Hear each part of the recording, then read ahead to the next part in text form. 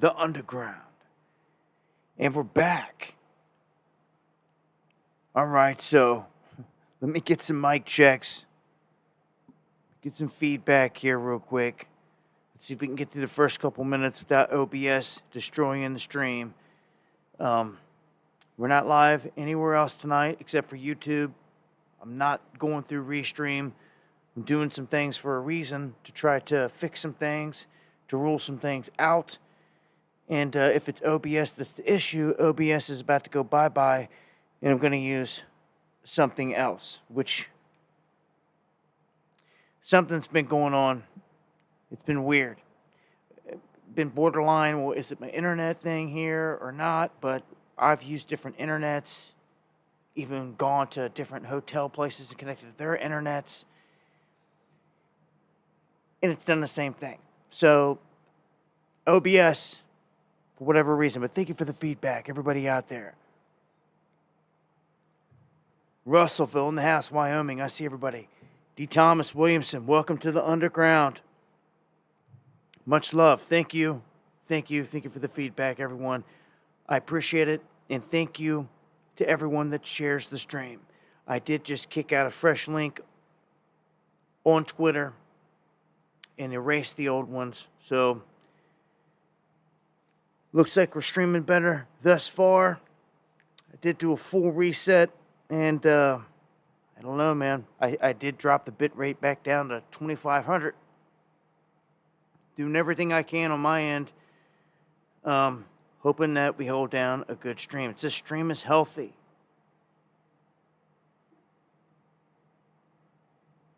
Although it's saying the current bit rate is lower than the recommended bit rate. It is saying that, but stream is healthy, so. Oh well, we're back up. Audio's good, and OBS hasn't popped up in the first couple minutes, so I'm happy thus far.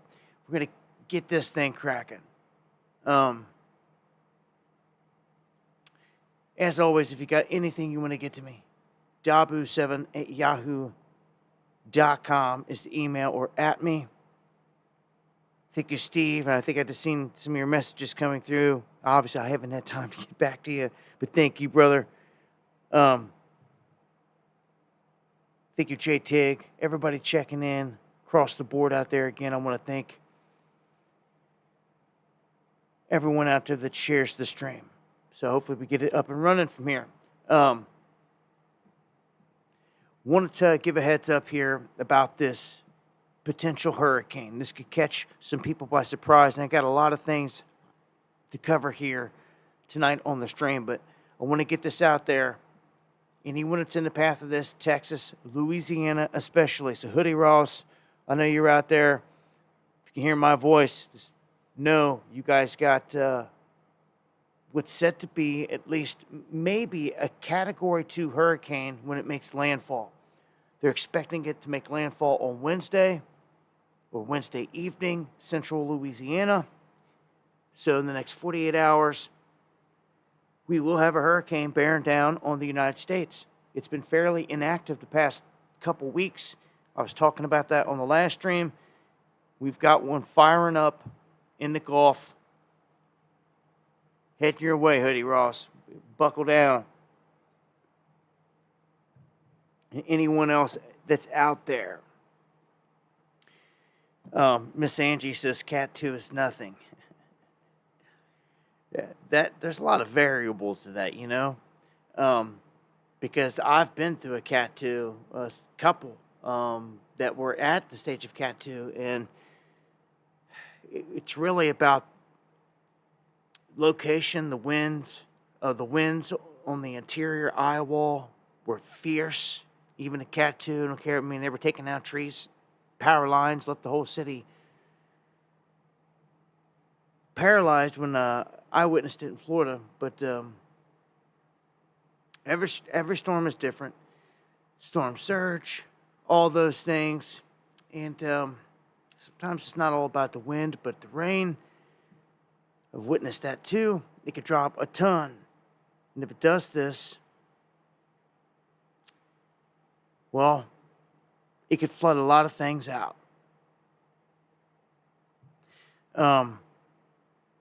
Yeah, it really depends on Depends on how much rain they get, and this one is growing. You got very warm water sitting out there in the Gulf, and they said there was going to be a rather active hurricane season. We haven't seen much yet. I don't want to see any destruction, but what they're saying here is that they expect this area and all of the offshore platforms to get hit by this. Also, the inland refineries, they're right in the storm's cone, or the cone of uncertainty, ahead of landfall. So all these refineries and offshore oil platforms that are in the targeted path. So this could shut down production. This could cause some issues. Good to see Pixie. My boy Gary was helping me today. Much love, my brother, as always. But yeah, man, this tropical storm Francine, it's going to end up being Hurricane Francine before it's all said and done. I'm going to say, if they're giving it at least a Category 2, this thing's going to be a hurricane when it makes landfall. So it will be at least Category 1. Just have a plan, man. You know, back when I was in the path of some of these, when you don't have much of a plan or a place to go, a ditch, as you've always heard, is the place to get to. A ditch line, a deep one, a creek, underneath of a bridge, concrete bridge, tucked up underneath there. I've had to go to several of those places many times to evade storms and tornadoes and things like that. And yeah, I just wish anybody luck out there that's got to deal with this. It's never fun. Carolyn, thank you for the coffee. Yeah, that's right. Never going down without a fight. Staying in there. Had to go live. Too much lined up and needed to get the information out.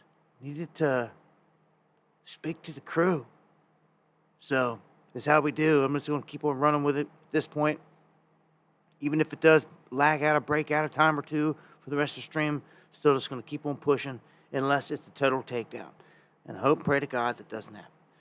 Always ask the Most High to be with me here on these streams right at the beginning, right before I go live, to help gather His people and to deliver the message He wants me to deliver. And hopefully He'll hold it down for us. So yeah, keep it pushing here. The CDC issuing a warning about recalled eggs that have been sold in 3 states. So I wanted to get this out there as well. A lot of people eating eggs. Obviously, it's superfood. But this is linked to a salmonella outbreak. They say do not eat these eggs. They are recalled. These are the ones that came from Milo's Poultry Farm, LLC. This is a food safety alert. This putting this out there. Milo's Poultry Farm said in an announcement that it's recalling all of the Milo's Poultry Farms and Tony's Fresh Market branded eggs because these eggs have the potential to be contaminated with salmonella. So, you don't want anything to do with that. Just a heads up. As always, just letting you guys know. All right, let's get some updates to these shootings here. Thank you. Much love, D. White, everybody out there for hanging in there, and everybody for joining after all the struggles here tonight. We've got the grandfather of the Georgia boy that the school shooter, Colt Gray. The grandfather here saying that the boy's father deserves the death penalty because of all this.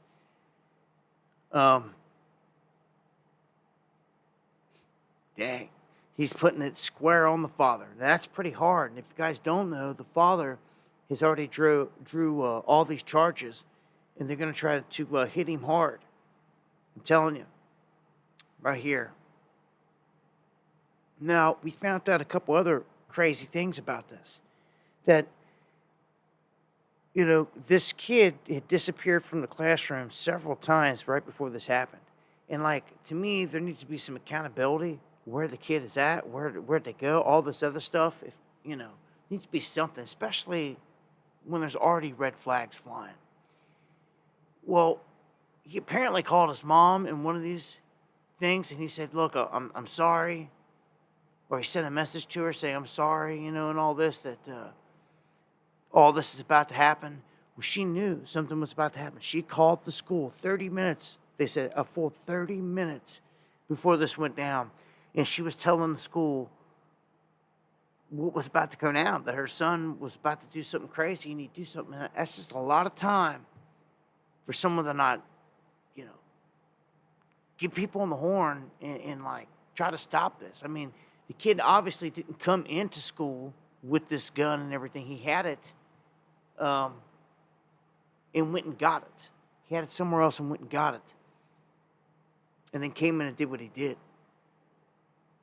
So these sentences right here range from 10 years to 30 years in prison. For Colin Gray, he could face a lengthy stay behind bars right there.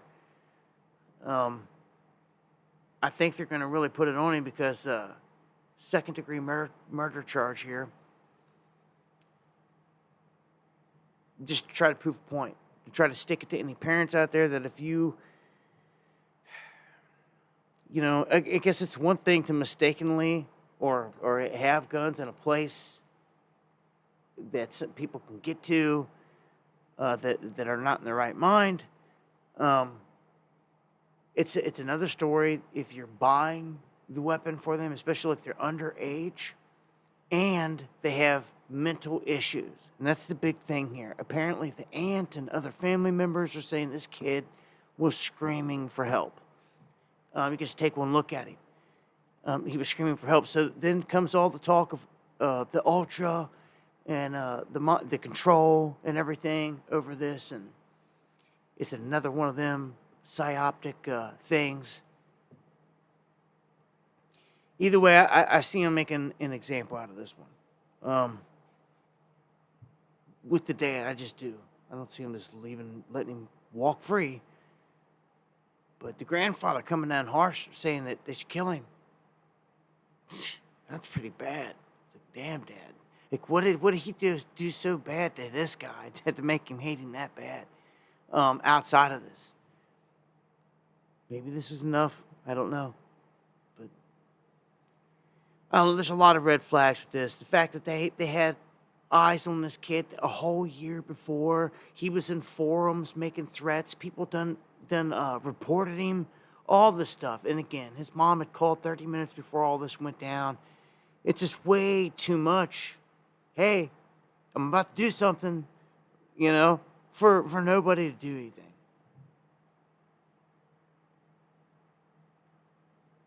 Yeah, only live on YouTube tonight, exclusive. So much love. Wanted to give an update there on that. And I want to point out a few things here. A few weird things. When I see patterns catch my attention. They always have. And there's usually something to it. As of late, in the past month or so, there's been a lot of talk about shootings and highway shootings. Not just talk, but they've actually happened. Okay? Now, I'm going to get into some updates to the shooting that just happened here in Kentucky. I'm going to get into some other shooting events surrounding it. One of them is this one. Shout outs to Tacos. This came from his neck of the woods in Colorado. The Colorado State Patrol say that a trooper was targeted and shot, right, in a highway shootout. He kills the suspect. So this suspect is dead. This was in Westminster. This was yesterday. Okay, Colorado State Patrol was shot and injured. Oh, Saturday. It took place Saturday. So it took place the same day as the other highway shooting. You see, that right there in itself. Talk about red flags. So this was overlooked largely here by people in my area and by me because I had the other big shooting going on. But this one slid under the radar. I mean, if you missed it, state trooper shot, injured, suspect killed. The driver fired multiple rounds at him, and the trooper said he was targeted. See, that's the thing. That's the big thing right there. This wasn't a random pullover, and Duke gets pissed, and one thing leads to another. No, this was premeditated. He says he was targeted. This is the same thing with the shooting in Kentucky. Targeted. Now, in my comment section, somebody had made the comment that this sounds just like the shootings that were taking place here recently up near Lexington, Kentucky, and around Winchester and around there. Now, apparently, someone was shooting at vehicles up there. You guys may not have heard about this. This happened before everything that just took place on Saturday. Like, here, I don't know the exact time frame, couple weeks or something like that, but it was here recently. That's all they said in my chat. And it was a local from the area. And I also remember hearing something about that, whether it was a tweet or something like that. So that's a lot of highway targeted shooting type of stuff, if you ask me, right? So, for the cop to sit there and say, yo, I was targeted, that means something to me. And for all these events to happen and pop off around the same time, at the exact same time with these two, the two biggest ones over the weekend, the exact same time, like on Saturday, I don't know. Is there more to it? Well, dead men can tell no tales. And in this case, that's exactly what's going on in this situation. So I wanted to put that out there and let everybody know that, yeah, this went down same day. Thought that was kind of odd. So let's get to some updates here on the shooting here in Kentucky. Make sure that you're checking my channel for fresh videos every day, because I'm dropping videos like every day and updates, especially with this. And in the video that I put out, I showed, for those who don't know what Kentucky really looks like, it's really hilly in a lot of areas, and then it turns mountainous east of 75. Really, right around the area where this all took place, just to the east of it, in Estill County and all that, Irvine, that's where the mountains really begin, all the way out here into my territory, into the Appalachia. It becomes really mountainous.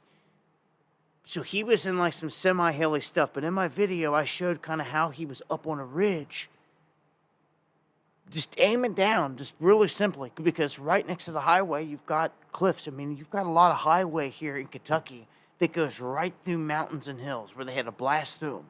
And time again, if you're going 75 north, you probably pass hundreds of them. So just knowing the terrain, in my mind, and thinking about this whole thing, and the way people were shot, in what lane of the highway they were shot in, and all this other stuff, it just led me to believe that if he was on foot, he's still in that area. Where, I don't know, but this is former military, and I got some updated information here. Let me throw all this out there first. This man, Joseph Couch, right there. He doesn't look anything like this right now. I'd say he's got a thick beard on him. The other picture is showing more bearded, like right there. I'd say he's more looking like this right now, if not even scruffier looking, because it's only going to get worse as the days go by. I don't see this lasting. He's not going to get away forever. He's just not. It's the way the game goes out here. My biggest fear is that he may pop back up and do something stupid. Start killing people. Family, friends, exes. He already threatened to kill a ton of people and called a sister and said that he would kill people in the family, all this stuff. So this is what happened initially, per what they're saying today. They're saying that around 5:30 on Saturday, the reports started coming in from people that were going down the highway, and they started hearing loud bangs. And then all of a sudden, people started to realize they were getting shot and shot at. One person shot in the chest and out the arm, another right in the face. Like all these people hit but lived. They're all going to live, thank God. But Joseph Couch was said to have been right up on the ridge where he could see straight down. So the police on the last stream, or that night when we were listening on the scanner, they were all over the place. They were up and down every road. There were people calling in saying that some guy's going through our yard. Gunshots can be heard. I mean, this was happening constantly. And as they were moving around, they found this road, the service road, that heads up toward the highway on the ridge, and then there's another little road that cuts off to it right down toward the highway. They found a car parked there. That car, when they came back and checked it all out, ended up being his. Well, he went down.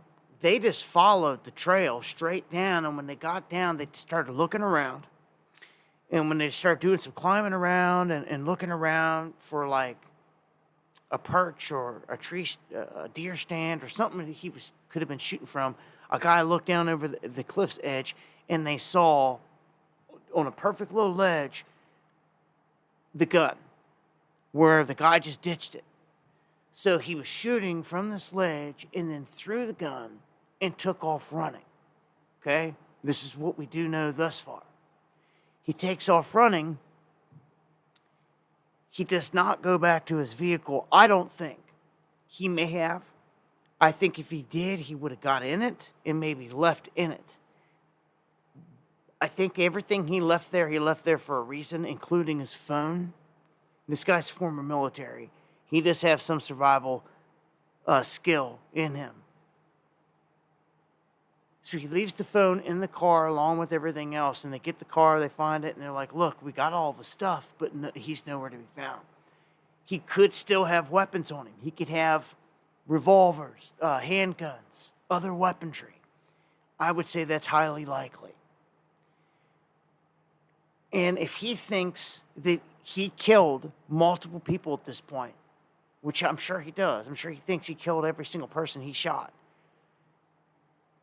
he knows he's on the run. Choppers in the air, drones in the air, sirens all over the place.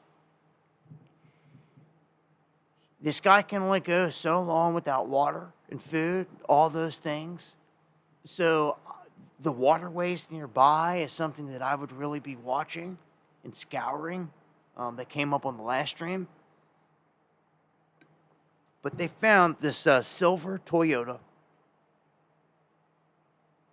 right here that was parked off the trail. And it's still a chaotic scene. You can see there's one of the windows that was shot and busted out right there. And this man is still on the run in the woods right here in KY. And let me say this. Much love, Spiro. Good to see you checking in. Me and brother Gary McGinnis there in the chat, one of my mods, who's over here giving me a hand today, and we were outside doing some things. He was up on the ladder, and I was down below handing him up a few things, and I looked up at him, and when I did, over his shoulder, way up in the sky, I seen this thing and was like, what is that? And mind you, where I'm at, when a plane goes by, because one went by before and after, that I heard. And I even pointed out afterwards, Gary's like, see how loud that plane is? You can hear it way before you can even see it. Well, this object that was way up in the sky was all white, and it looked like a missile to me. It didn't have wings like in the center. It almost looked like it had small wings in the front and like small wings or something in the back. It was crazy looking. And it had no contrail. It had no trail on it whatsoever, and it was cooking, and it was way up there. And it reminded me of a drone, like a military-style class drone. Like a Reaper drone, a Predator drone, non-armed, armed, I don't know. I really wish I would have had a telescope or a camera out there to zoom in on it, but it happened so quick. I just kind of thought to myself, the first thing we started talking about was like, they got drones out looking for this dude. I don't know if it was related to that, but now that I think about it, it was heading in that exact direction. It was heading in that exact direction. Sure was. That's kind of crazy. But yeah, this dude's on the run still, and Saturday, Sunday, Monday.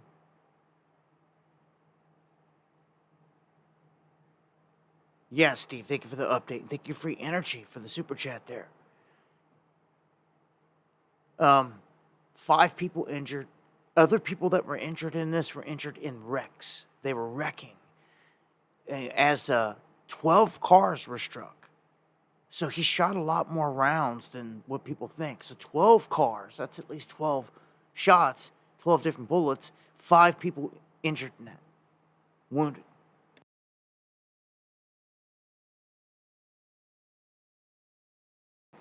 Okay, so Blackhawks in the day, major supply. So this is going to get interesting in the coming days. They're really not backing off. They've got, is in their mind, a killer out there on the loose right now that plan to kill multiple people. And again, I'll update with this as I get more information. But I believe a lot of the area up there off of exit 49 is backed up too, because earlier we were looking at an update on 75, and even though they had opened up some of these areas, I guess, to let traffic through, they shut down. They shut back down. So I guess it just depends on the operation and what they're doing. But this man is still on the loose. Heads up, man, for anyone in the area. I'm sure if you're a local, you're hip to that at this point, but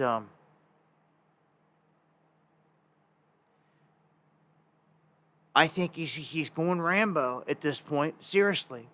And as the days go by, tiredness sets in, and he starts to drain. I think they're going to find him potentially dead. Okay? Because they've dropped the hint a couple times that he could have killed himself. And it's like, hold on. Why do you keep saying that? Why is it multiple times you've said that? And they were like, although it's yet to be seen.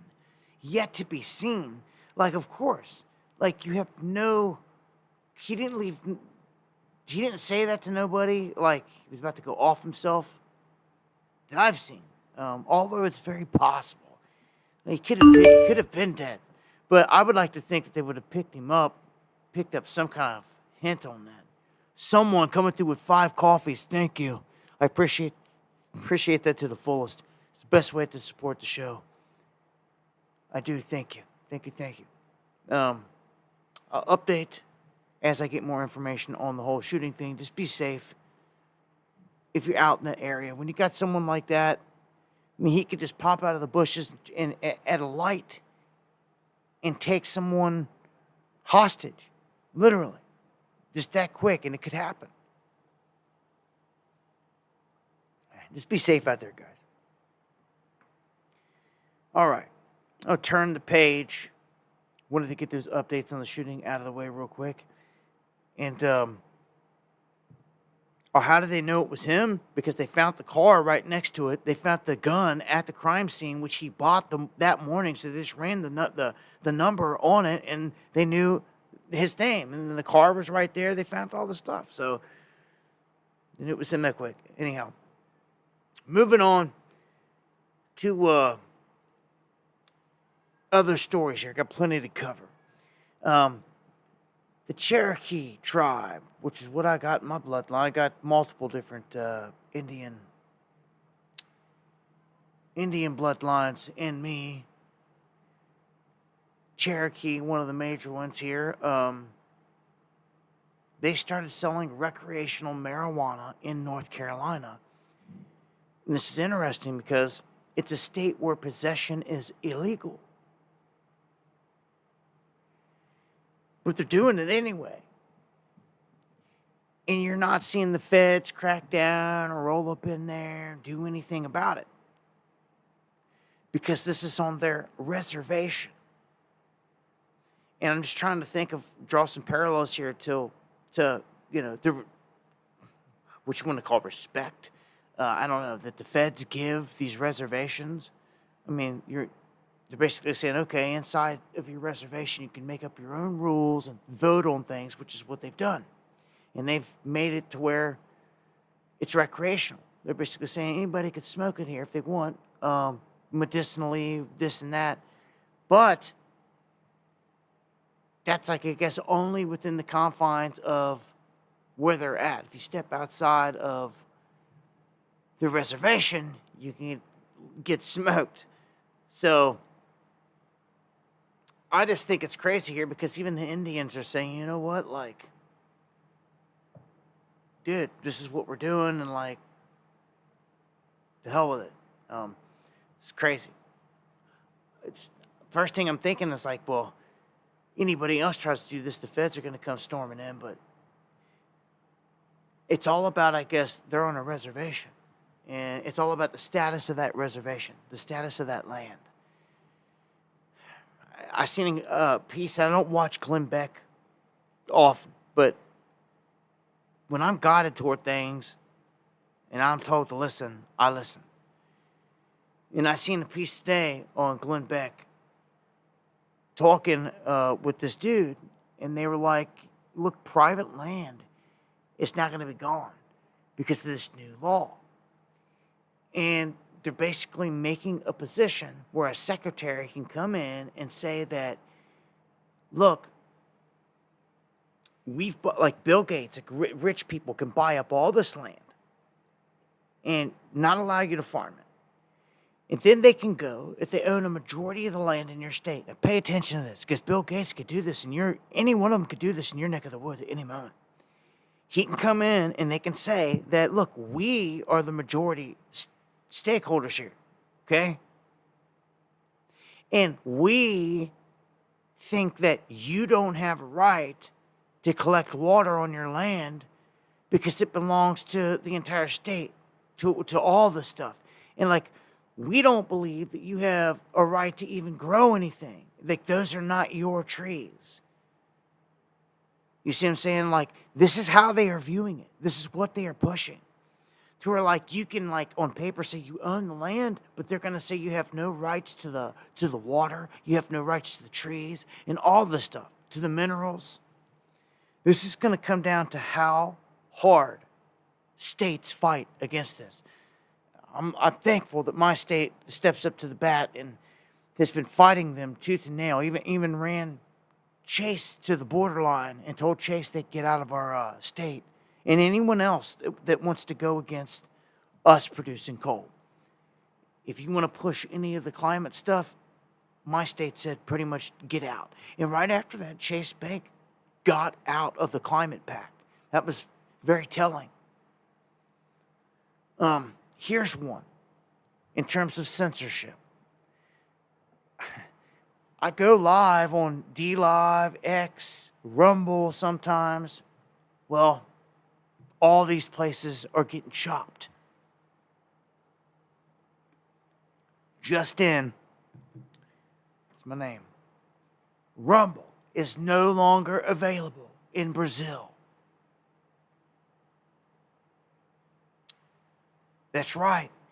Talk about an attack on free speech and rights. Rumble, no longer available in Brazil. This is a direct attack on freedom of expression and just another instance here.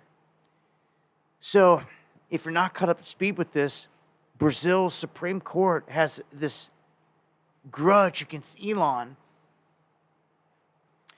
and basically told Elon, you need to censor the people we don't like in this country or else. And then Elon and company was like, we're not doing it. And they were like, okay then, well, if you don't want to listen, we're kicking you out. And they shut down all the servers and everything, anything that was running X in Brazil. They like stopped everything. Well then Elon overshot them from space and was beaming X down to satellites or beaming down through Starlink and everything else into Brazil, and they couldn't stop it. And when they did this, they kind of crapped their pants. I'm telling you, most people don't realize how bad this messed them up, because they were like, oh no, like, you got us. There's no way they could pull the plug. There's no way they could stop him. You understand that? That is crazy. That's a crazy upper hand to have on someone. Elon said, checkmate. Like, you can't stop me. I'm beaming it in from space, all the way out in the middle of the jungle. They're getting me. Comprende? So they had to strike a deal.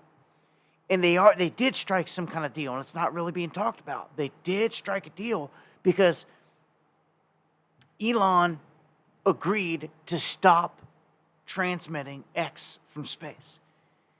So he backed off in that instance for whatever he wanted to show, olive branch. Like, look, I'm willing to come to the table here and talk. But look, Brazil's extending this. This shows me that this is more than just this little tit for tat. The tit for tat, this little war between them and Elon is a show. This whole thing with Pavlov, Telegram, it's all geared toward global censorship. Big time. A massive attack, a massive onslaught. So, if you're on X or on Rumble, full-blown countries are being taken away from your grasp. Brazil, a huge one. So I'm just saying.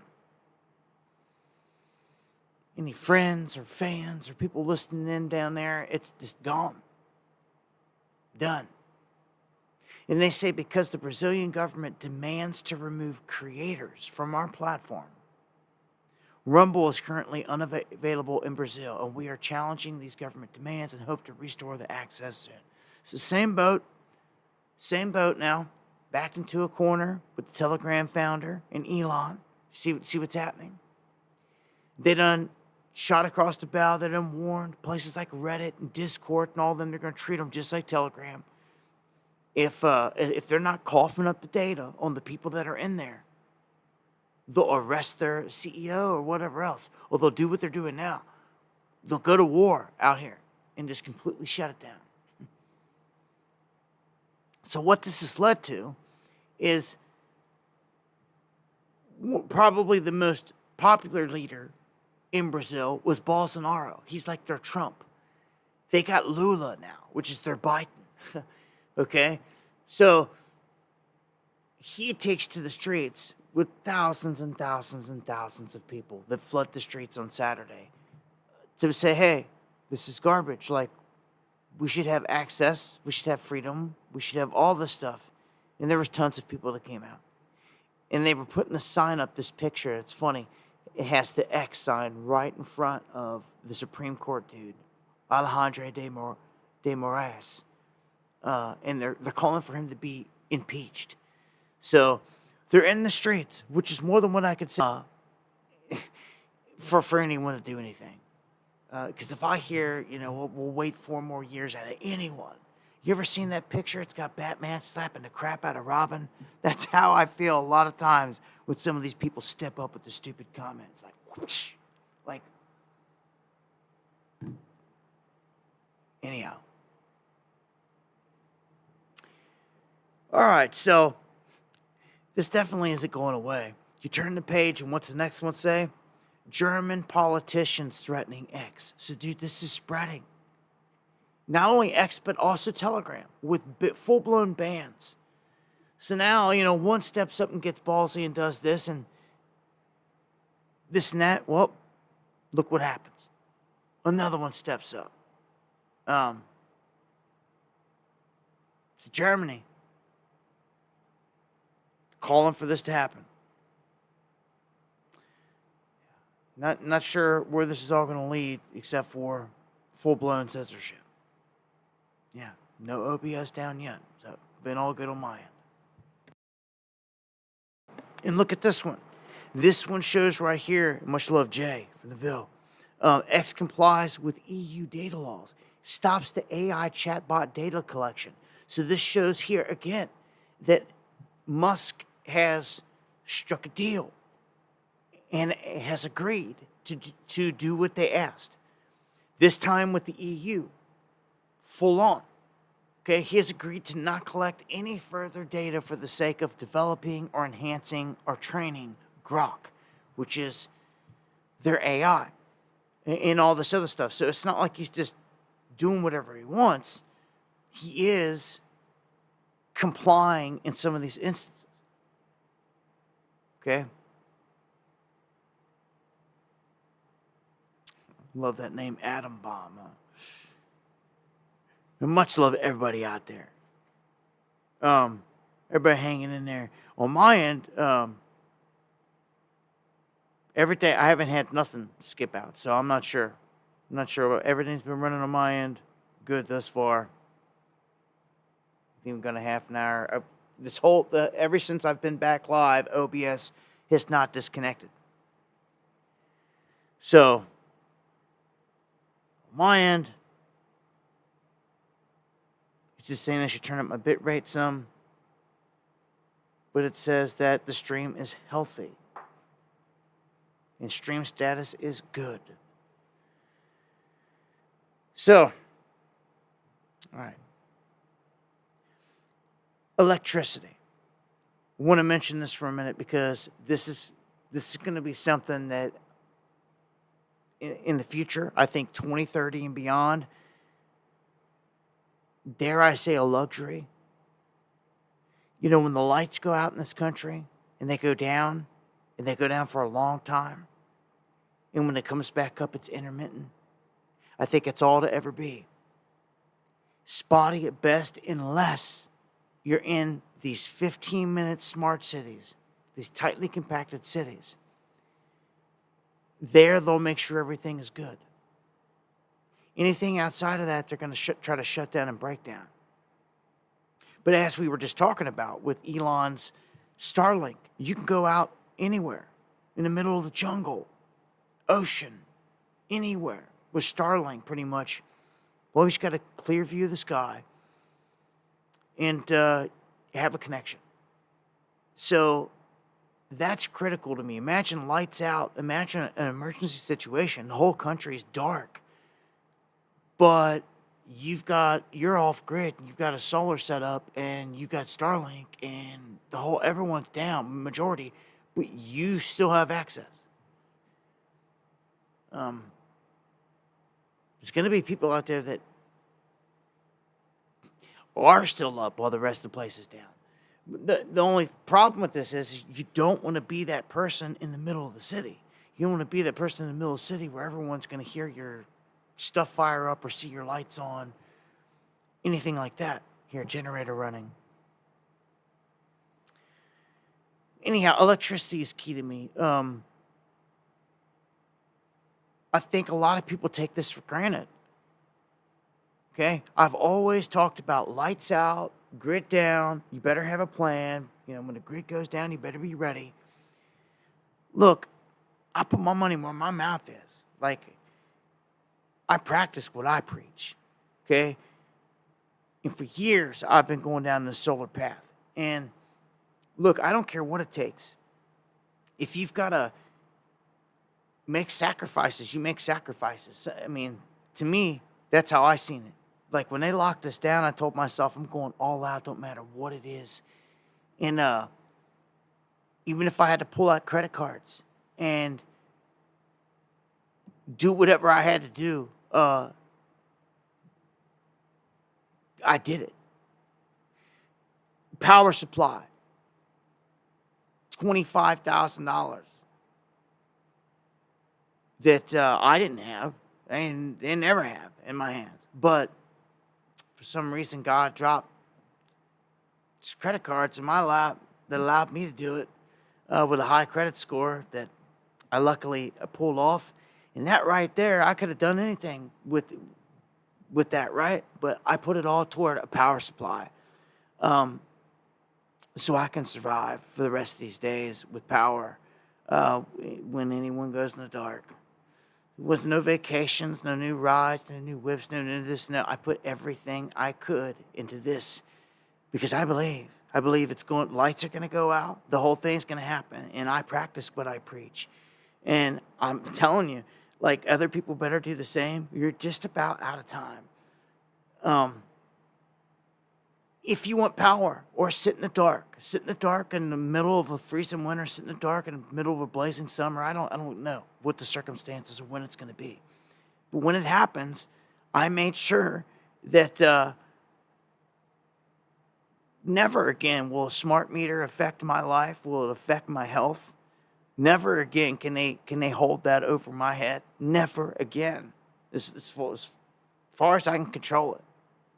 You understand? And I suggest you do the same. Because this whole gig is about to be up. I'm telling you, when the lights go out, they're going to be down for a long time. And they'll only come up slowly. And we're in a window. Normally I would say, it's whatever, but we're in a window. Going up in this election time, we're in a crazy window. Any card can be played. And I just want folks to be ready for anything. Whether they say it's lockdowns again, or lights out, or it's a major cyber attack.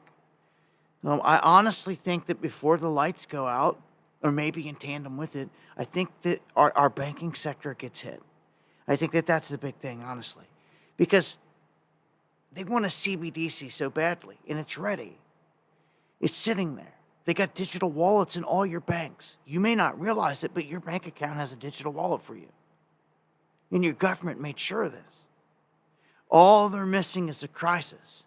Lights out really don't cut it. It don't. Not fully. It doesn't do the job. To me, what really does the job is an IT thing like we saw recently, or a cyber attack, specifically on the banks. What you need is people panicking and not able to get money out of their account. But you still need them to have power. You still need to have the access to the phones and all this other stuff for the PSYOP to work. You need them to see that the government's coming to the rescue and that they're just going to send you CBDCs, which is going to be the same thing they're going to tell you. It's the same thing as your dollar, just digital form, and all the lemmings are not going to even ask a question. They're going to quickly download the wallet and go to the store and start spending their money.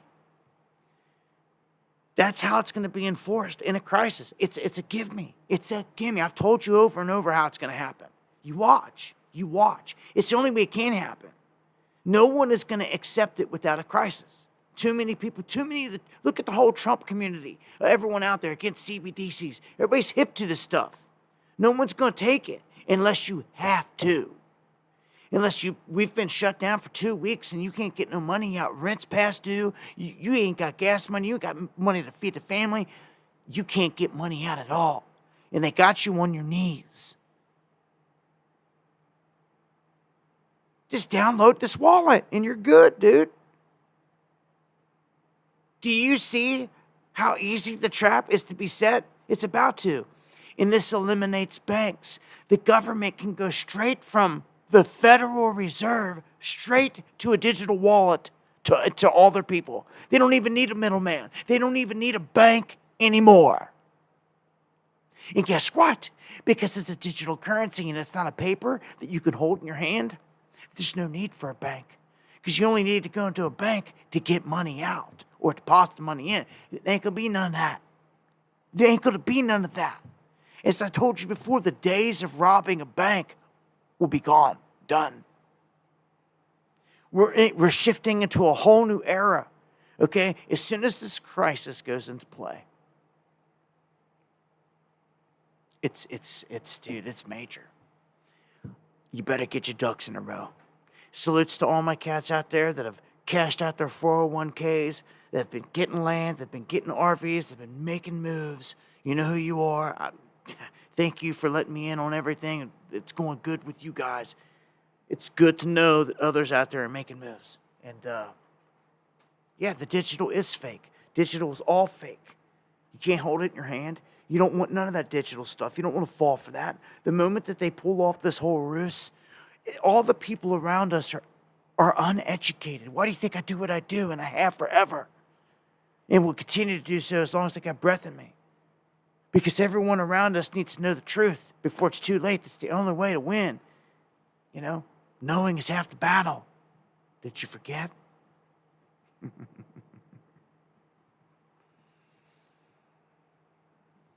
Yeah, I'm going to keep it pushing. Do you smell a market crash in the air? Well, I do. Market crash doesn't come when the pundits are telling you that it's about to happen. A market crash comes when everything looks beautiful. Stock markets say at an all-time high, maybe even Bitcoin at an all-time high with it. Hell, let's just throw in gold too. Maybe it at an all-time high. Yeah, I would say that when all these things are at an all-time high, you better watch out. I've been telling you, this is why if I had a 401k, I would exit here. I would not get caught. This is where they want to steal the money. Sit back, think like a thief for a minute. That's what an investigator has to do. Think like a criminal. How do we steal all these people's money? Well, where is the money? All these people are broke and poor. Oh, no, they're not. What do you mean, oh, no, they're not? They got money. Their bank accounts ain't showing the money. What ain't in their bank account? It's in their 401ks. Now you see? Oh, damn. Yeah, all over the place. Big old jackpots. All over the place. Jackpot here, jackpot all over. These people may not have nothing in their accounts, but when it comes to these 401ks, they got thousands. You see? And we're going to get it. Well, how are we going to get it? Okay, so this is how we get it. We run a big bull market up, right? What we do is we get all the businesses, everybody involved. We start to get all these businesses to get their 401ks attached directly to the stocks, which is what they do now. When we do this, a lot of people are going to love this all during the bull run. The further we pull the bull run, the more and more people are going to pile in because it's all uphill. They're not losing major money. Okay? All of these people pile in. All their 401ks are sitting fatty. Then we run it up to the peak. When we get them super fat. Fatten them all up, right? And then we just dump it one night. And since we control the game, what we'll do is we'll have it to where we can keep dumping. And none of them can. It'll set a trigger. Okay? A market trigger. And a stop where no one can sell. But as always, it'll keep dumping. As it really does. It always keeps dumping. So how can that be? How can it be continuing to dump when no one can sell? It's because someone's selling, jackasses. That's it. Okay. See, these are the voices in my head going back and forth. And I'm listening to these guys at the table. I'm like, okay, this makes sense. Okay. Okay, I see your point here. So this is going to be what causes the next big Great Depression here. We're not taking the farm and the tractor. We're taking the 401ks and just wiping them out. We're going to do it by dumping the stocks that they're all tied into.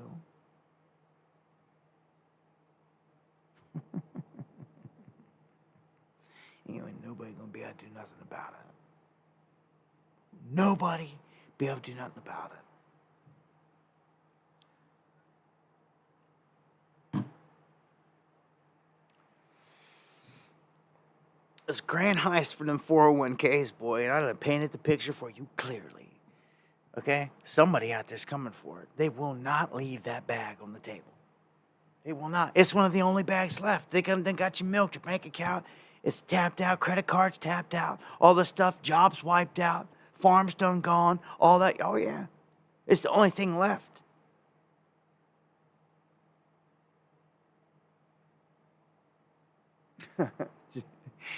Y'all, man, funny. It's not funny, though. I guess I got to get my laughs in where I get them, because I don't get them in much. I gotta get them where I get them. It's kind of hard to get laughs in. You live in this world, and you got to see this stuff daily. So, Macy's set to close 55 stores by the end of this year.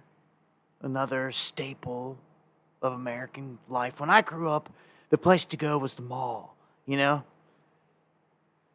You don't even see or hear of that these days. They're like ghost towns.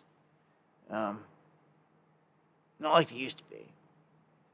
Definitely don't have none of the big businesses in there that used to be there. Everything's just been getting smashed. Comment was made to me about area that I grew up in by somebody that we know. And they said they went to a park here recently, and when they were there, that they were the only two white people in an area where I grew up, which it would have been pretty much that's all it would have been was white people. So they looked around and seen not any other people, and like hardly anyone spoke English. And I'm like, what in the? And like, yeah. And I'm like, dude, just in the time that I've left there 5 years, well, since the whole scam went into motion, right before it, yeah. So when they told me that, it kind of like pissed me off bad, and I don't know, it just does. These are the invaders that are coming in. When you got migrants coming in that are legal, it's one thing, but when they're coming in droves illegally, dude, this is an invasion, and something's got to give. I'm going to show you more to that here in just a second. Before I get to it, though, more jobs getting wiped out. An Illinois trucking company with 480 drivers just shutting down. So less goods going to be traversed across the country. And I want to point out, if you're looking to retire, these are the worst states to do it right here. Number one is Alaska. Do not be trying to go to Alaska for like nothing at this point. The weather sucks. Affordability sucks. Beautiful, I'm sure, but unless you want to be playing survival man out there, it's going to be rough. New York's right behind it. In terms of the list here, total different environment, but Washington, then California, North Dakota, Massachusetts, Colorado, Maryland, even Texas on the list, saying you don't want to retire there. And then Minnesota. For what it's worth, credit card debt unexpectedly explodes. Despite a record high APR out there, as savings rates hit record lows. So people's savings accounts are wiped out. They can look right into our accounts and see this. Remember, Jamie Dimon said that because he can look into everybody's accounts and they can just see what everybody's got. And they're like, oh, dude, everybody's savings is gone, wiped out, tapped. He said that months ago. They said that months and months and months ago. Then you hear these stories that credit card debt exploding to all-time highs and all this craziness. Like, well,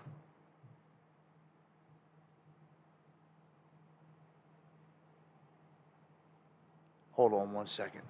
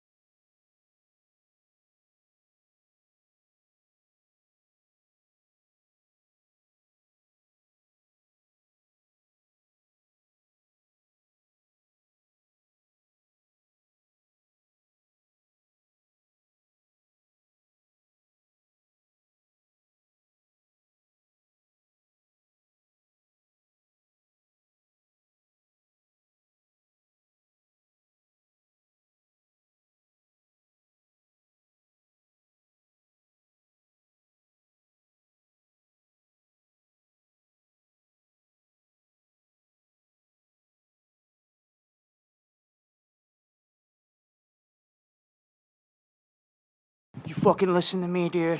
If I lose my life tonight, all you guys hear this. Somebody's here messing with me, dude. I'm locked and loaded, and it's about to go down. I'm pausing this mic. I'm about to go outside and handle some business.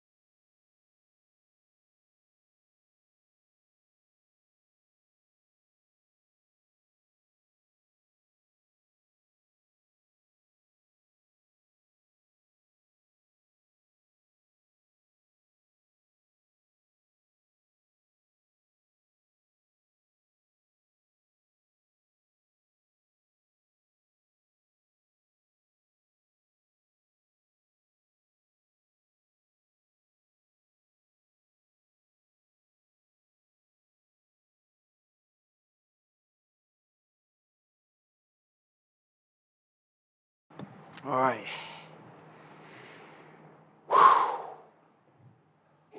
One second.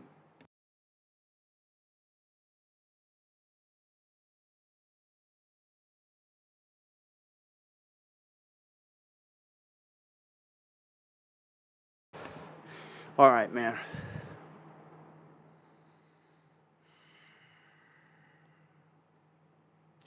I'm going to tell you right now, anything happens with me, it's just a certain handful of individuals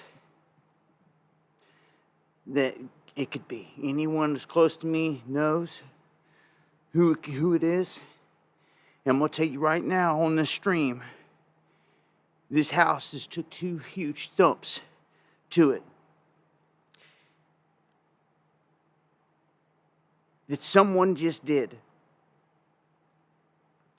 while I was live. And I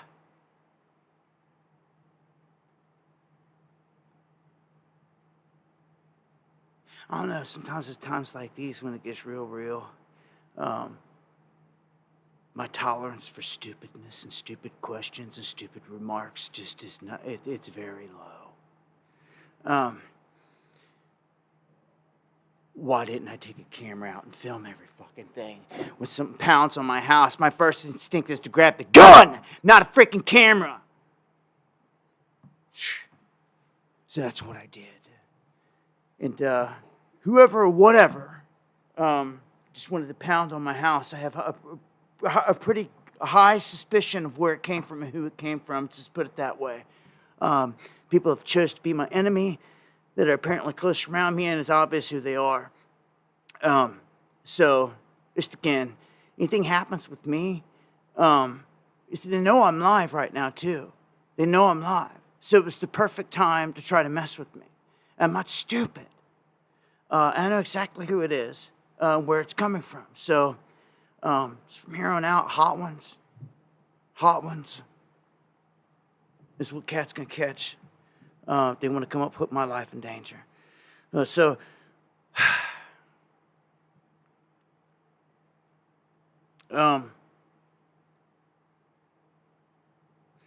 it's gonna take a deep breath on a reset, and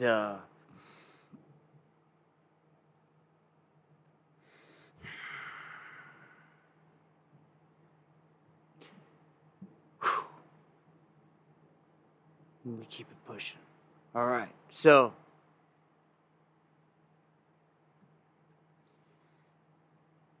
just remember, though, if it's going to happen right now during a stream like this and crap like this is going to happen, it can happen anytime. Okay, so I can try to get back onto the stream here. I wanted to point out the purchasing power here of $100 in each state. I'm just going to pull this up real quick. Take a look at your state. You can see how well you're doing here. The darker the red, the more valuable $100 is.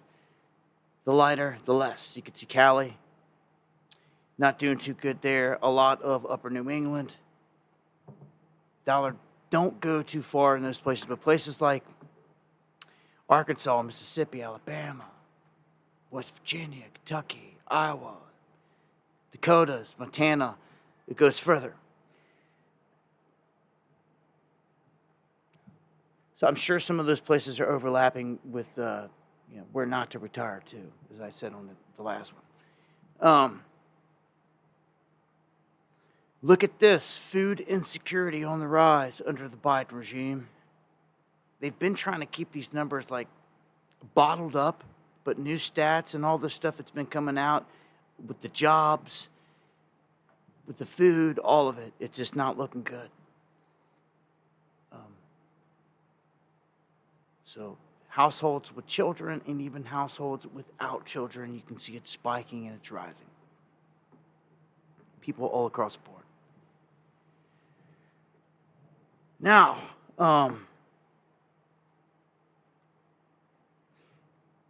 when it comes to Russia, Russia's buying some gold like never before.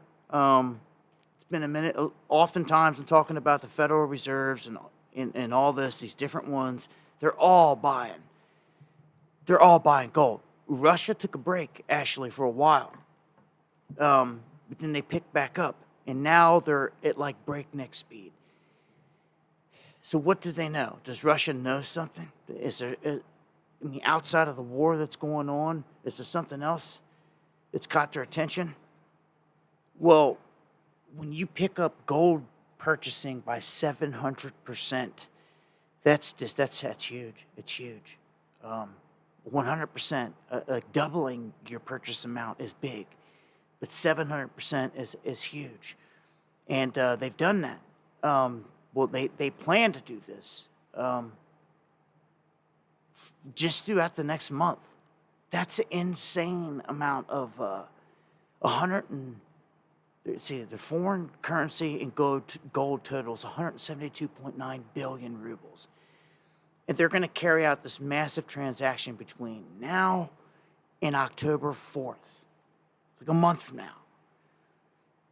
It's a massive amount of gold, man. So, again, when the dollar collapses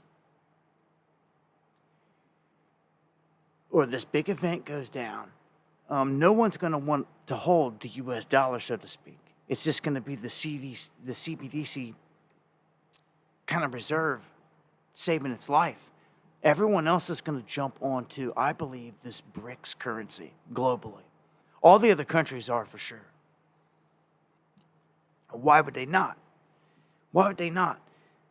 BRICS, China, Russia, all them, they're about to push out the CBDC that is backed by gold. All their contracts backed by gold.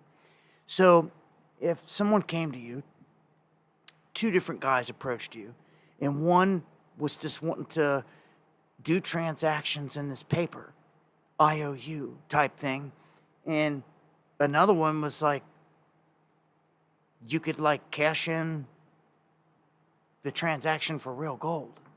Like, we're backing ours by real gold. Who would you go with? I would go with whoever's backing it by gold. Any smart person would. If you can go to the bank and cash in that note and you can walk out with gold in your hand versus not, what are you going to do? Smart man all day would be walking out of that bank with the gold and stacking it, just like they're doing it. And if you can't do the gold, to me, the next best thing here is silver. Silver, the unsung hero of the new economy, as it says here. Silver is right there with gold. I really don't think silver has made a move yet. I don't think it's taken off. It hasn't. It has not surged like gold has. Some would say usually gold has to find a footing, and it may be doing that right now at around the 2,500 level. Once it gets boring, is how they put it, that's when you can expect silver to just explode. It has to catch up. It has to catch up. Same thing happens in crypto with Bitcoin and Ethereum. Like, Bitcoin's the gold, Ethereum's the silver. That's literally how it's played out. And the same thing. Bitcoin can surge, and then once it gets boring, Ethereum and all the alts will surge. And it's called alt season in the crypto realm. It's just how it is. It's how the game goes. I see silver exploding. I see silver really taking off big time. You're going to need it in a ton of these other applications, especially with things like solar panels, and all this other tech, all this AI tech. They're saying it's going to take a lot of silver. I just don't see it going down from here. I think you got a better chance of getting your hands on some silver than you do gold. There's still old coinage out there in circulation. There's still a lot of folks out there that collect this stuff. You may have a grandpa, a grandparent, or parent or someone that you know that does this, collects the coins, or has been keeping bags of this, solid silver supply.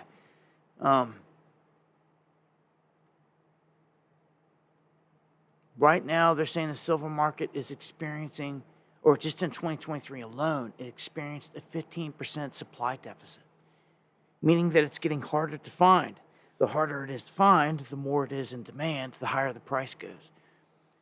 Again, I would really, if I was anyone out there, silver is what I try to stack, even if it's copper or whatever you can get your hands on. Any precious metal, high value metal, platinum, palladium, something that can be used industrial, like copper, anything like that, I'd stack and I'd save every bit of it. It's all going to be worth something down the road. It's definitely going to be worth more than what it is now. Especially when this becomes the real money. All right, let's jump into some politics here. This could be something else that kills the dollar right here. There's a lot of things out there that could do damage to it, and combination can always bring it down. But President Trump vowing to place 100% tariff on countries that are not doing business with the U.S. dollar. So any country that wants to do deals out there, trades, cut the dollar out, he's going to throw 100% tariff on them. I'm not so sure how well that's going to work. It may backfire once this whole thing starts going the other way. Once people are already going and jumping ship and going onto the new ship, the new thing, the BRICS currency, let's just call it,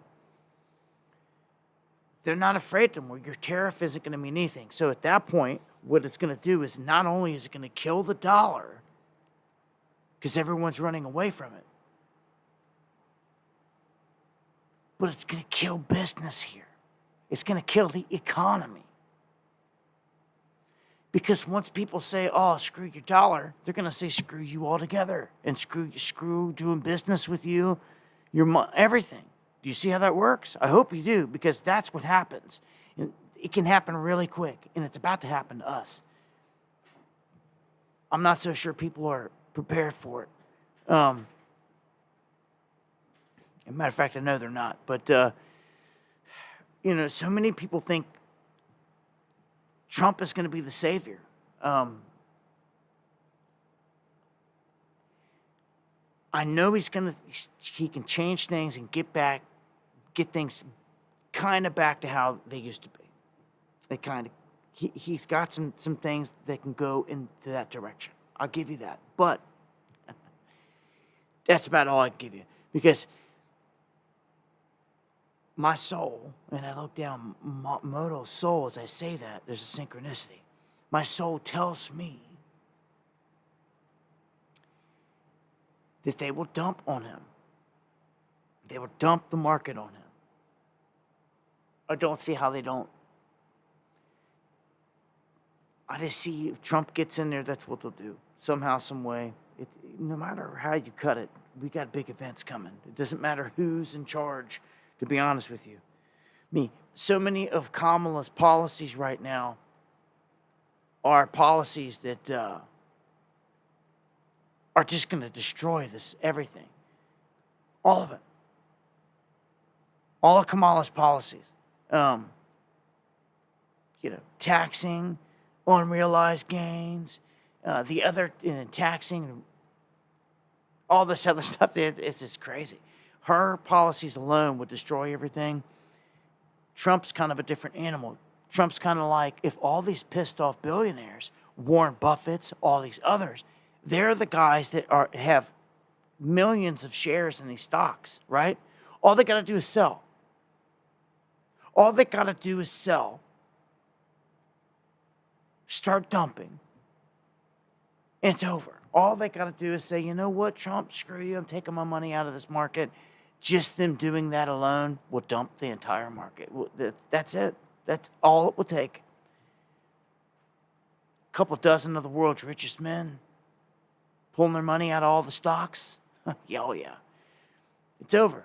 You see, they stopped that from happening. most of the time. They won't allow it. And there are triggers in place, like there's rules that, well, they could still dump it. But if they dump more than 10%, they have to tell you that week, like within days. They have to report it so that you know when it comes to stocks and all that stuff. So if you start hearing that all of a sudden, Berkshire Hathaway's stock has been dumped massive amounts, and they just reported it in the past couple of days, they passed their 10% mark. Dude, that's huge. A lot of these guys stay right below that 10% mark because they don't have to report it for months out, and then it just slides under the radar, okay? That's how it works. If you hear any of these goons are dumping over that 10%, that it's over. It begins. It begins. We haven't seen it yet, but I tell you, they're getting close. Very close. All of them are going right up underneath the 10% threshold. Like they're getting ready. In the meantime, the nation's largest police union endorses Donald Trump. Not a surprise, the way that everything is divided. And Trump also gets a major pre-debate boost from the New York Times and their polls, which is, I laugh at them because the New York Times, a joke, their polls, even more of a joke. But they showed that Trump was in the lead tonight for the first time by like 1 point, by like 1 percentage point. So they came out showing these polls like she was slaughtering him as soon as they brought her out. And it was like, yeah, right. Yeah, right. I mean, this bold-faced lies with these polls, man. It's like, quit getting gaslit by the polls, fake polls. Now, they're starting to reflect what I would feel, or I would say is true numbers, realer numbers. Because Trump's got this. Trump's got this. I mean, the same people that are coming out in droves to the stadiums and all this stuff are the same people voting. The same people not showing up at Kamala's events are the same people not voting for Kamala. This whole thing's a fraud, man. They gave you Joe Biden last time, and we knew that Trump was packing stadiums. I'm telling you, man, nothing's changed. Nothing has changed. Will they give you Kamala? I'm telling you now, if they give us Kamala Harris, you might as well just say, it's over. Like, it's done. It's over. They've decided the time has come to end this country. Like, full blown. Like, they're not waiting any longer. That's scary because anything can happen at that point. I mean, the policy she's throwing out there, like, they'll bring this thing down quick. Because if she gets elected, I mean, just imagine this. If she gets elected, the markets are probably going to dump anyway. The moment that you hear it, they're probably going to dump everything. The reason being is because she is going to tax all those gains, unrealized gains. Every single person and their mama is going to sell everything that they got right that very moment. Because there will be no incentive to invest no more. She would kill it. No investing in anything kills everything. And that's exactly what they're doing right in front of your face. And also her coming out saying, we're going to give $25,000 to everybody so they can buy a new house. That's only going to make houses $25,000 more expensive. And while they're giving it all to the illegals coming in, it's going to do nothing for the everyday American and your children and grandchildren and families. That's the truth of it. And what kind of impact does RFK still have in this whole thing? RFK, obviously, is on the Trump bandwagon at this point, if you missed it. But it throws a monkey wrench in the game a little bit here for Trump. Because I guess the whole trick here was to just take RFK off of the ballot and just have everybody vote for Trump, which is what RFK wanted his people to do. He told all of his backers, don't vote for me, vote for Trump. I'm going to get off the ticket. Well, When they seen this move, they got pissed off and they were like, well, we're not going to take you off the ticket. Some of the places did. North Carolina, Michigan. And I showed you in the live stream what Pennsylvania did. They passed a law, some kind of crazy law. I don't even remember everything to it. But if it comes down to Pennsylvania, you just know it's done. It's rigged. Which it very well could. It's always a battleground state. So Michigan comes out and says here all of a sudden, guess what? We're reversing the lower court ruling.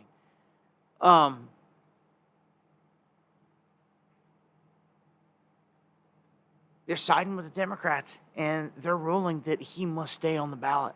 So now RFK is stuck on the ballot there, and all that's going to do is take away votes from Trump, so to speak. And that's kind of what they were warning in the beginning. This could backfire. And the votes that Trump was hoping to get, maybe even if it's just a few to make him win, he could fall short. I don't know. I've always seen this whole RFK thing as a plant. They seeded him in with the whole Children's Health Defense League, just the name of it, the name of his operation. During lockdowns and all that, people were looking for a hero. They seem to always be. And they were looking for someone that would stand up and voice something about everything that was happening. And he was doing that. Right on cue. He sure was. Not only was he coming out and voicing concern about all these things, but again, Children's Health Defense. He had the savvy name behind everything he was doing, all of it. And it made people look at him like, oh, maybe this guy's good or something. But the more you looked into his history, you got to see exactly who RFK Jr. really is, what he's about. Which, from what I've seen, it's not been good. But regardless of all that, doesn't matter what I think about him there. The bigger picture thing here is how I think he was a monkey wrench in this to potentially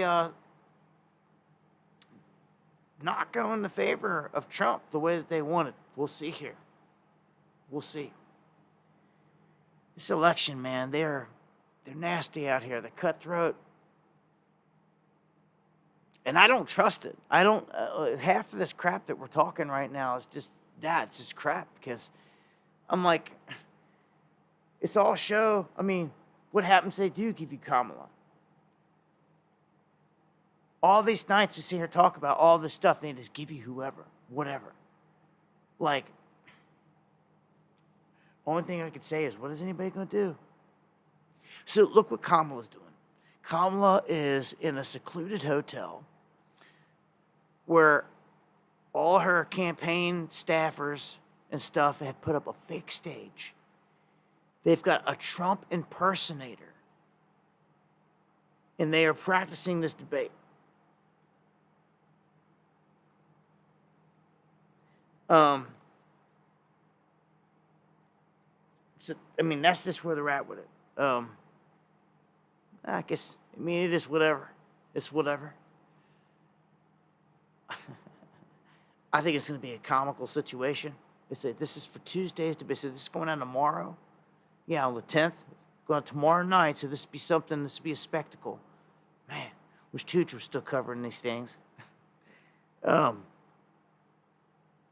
don't watch a lot of them, but when you get to this point in the stage, this is probably where I would step in and start watching, just to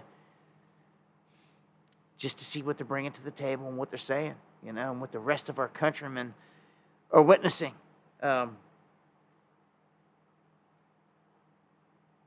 We'll see. I guess we'll see tomorrow. Going down tomorrow. Yeah, both sides are wings of the same bird. You've got that right. And that is the moral of what I try to wake people up to all the time. But I guess it's just easier to jump on a Trump train. You know? Feel like a rock star, feel like you're part of something, part of some big gang. Something, you know.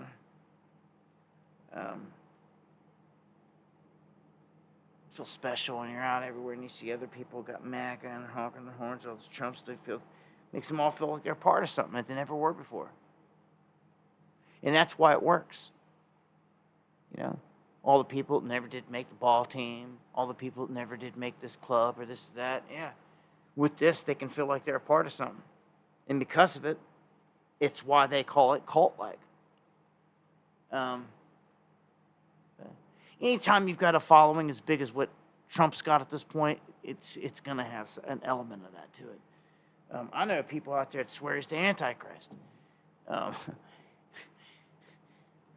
then you got other people out there that look at him like he is Christ. I would say, like he's their savior. And last I checked, he's not walking on water or raising anyone from the dead or even feeding the city. Not performing any miracles, last I checked. So, in terms of the spiritual side of things, yeah, I think the eunuch is the closest thing that we got out there right now. A man that's calling for the temple to be built, a man that's performing miracles right now in Israel, a man that they call the Torah genius, a man that is at that age, at prime age in his 30s, and the one that they say is their Messiah. They actually call him the Messiah. Like he's here. If you've been sleeping on it, I mean, we live in crazy times. He's here. Everybody's been waiting for the Antichrist, all this other stuff, or whatever. We want to call it the Dajjal, or this and that. False prophet. And there's different roles being played there. I get it. But this eunuch is one of them. He's something special to that degree. I will tell you that. Never in my whole life have I seen anyone come along that has caught this attention as he has. But it's for a whole nother story, I guess. Kash Patel believes that Kamala, whatever you want to call her, she's going to be installed as the president before election time. And this is interesting because this is possible. And it could... something really has to happen with Biden here. Like, I'm talking health-wise. He has to, fall, take a major tumble, something major health-wise. And all they got to do is tell you it anyway these days.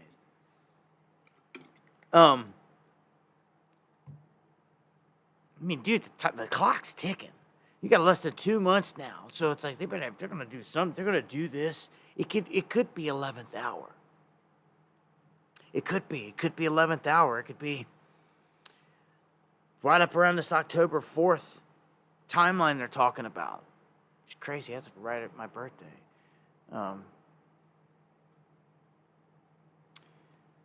Yeah, man. Concept gods, man. Peace and blessings back to you, man. Thank you for that donation there. Appreciate it to the fullest here at 11:11, right on the money. Much love to everybody out there. Well, 11:11 here, East Coast time. It'll make its way across the country tonight. It always does. I always be saying 11:11. I'd be having hoodie like, well, it's 10:11. There. Or you go even further out and got tacos. It'd be 9:11 there. You can go even further out to the West Coast, man, and it's like 8:11 there. In the morning, sometimes when something's popping off, sometimes I'm skeptical to even post anything before 11 o'clock sometimes because I'm like, dude, it's like 6, 7 o'clock in the morning on the West Coast. Like, this dude's even out of bed yet? See what's going on? Yeah, they made a shekel with his face on it. Gwendolyn, yeah, it's the current. It's cut at the ends. His face isn't on the bill like our presidents are. His face is at the end, and it's cut in half. So you can only see half of it on each end, and it's not until you stick them together that you see he's there. It's pretty crazy and creepy. But he's there. They showed it in a video where it's coming off the printing press, and you can see it clear as day there. And it's him. They did it on purpose that way. It's not a secret either.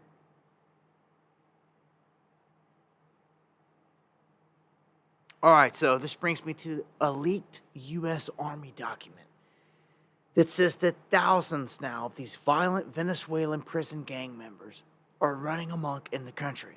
And they keep blowing this up. But, like, look, I'm here to tell you, look, power is in your numbers. And there are way, way, way more of us and you guys out there in your neighborhoods than there are these guys. And, like, we need to prove it at some point. Like, for instance here, the U.S. Army has this division that just dropped this warning, basically telling everybody, it's highlighting the growth and the growing presence of this TDA gang, Tren de Aragua. They're saying that they are established in Brooklyn, in the Bronx, in Williamsburg, NY, and that throughout these areas, they have approximately 400 members living in these cities. Well, man, that's not a lot. I mean, someone just came through with 25 coffees. God bless you. Thank you so much. To the fullest. All the support out here. Appreciate it more than all you guys even know. But 400 people throughout multiple states are wreaking havoc. Are you kidding me? Are you kidding me? Just 400. You know that you would think that this is millions or tens of thousands. It's not. There's only 5,000 Tren de Aragua gang members total. That's not a lot. So they're blowing this thing up. Sure, a handful of people can cause a lot of violence, do anything. But dude, man, they're putting a spotlight on this for a reason. And I feel like it's a signal to all the rest to get up. Matter of fact, I know it is. I warned you about this. Warned you about this. They were going to wait for the bat signal. When they get the bat signal, all kinds of chaos is going to begin. And here we are. It's happening. And it's not just with one group. It's all kinds of different groups. In Texas, it's not just Tren de Aragua coming in and hitting the Permian Basin and stealing all the copper wire and oil and gas. It's not just them. The feds are telling us they are working in concert with other gangs. The biggest of that being Cuban. So these big Cuban gangs now working with the Venezuelan gangs, hand in hand, to pull off stuff. So they told us that. So, it's not just Tren de Aragua. As you can see just in what I'm telling you now. Cuban gangs, El Salvadorian gangs, Guatemalan. I mean, you got the Mexican cartels mixed in with this, and they have been the whole time, playing a major part. The cartels in Mexico have been playing a major part of everything happening with our border, facilitating the whole thing. They could have put a stop to this. They could have put their foot down and been like, no, you're not coming through our territory. But there's money to be made in this, I'm telling you. They're making a ton of money by allowing this. That's why it's happening. If they could just say no and stand on principle and all that, not only would they stop the flood of illegals coming through their territory, but also going, see, they're not staying in Mexico is the thing. They're all passing right on through and going into the United States. So they're not having to deal with none of this. They're just making money on it, slipping people in, having some of them be some mules for some drugs, making some more money on it. That's what they're doing. And that's the name of the game for these cartels. So, you know, there aren't no righteous people out there anywhere, it seems, man.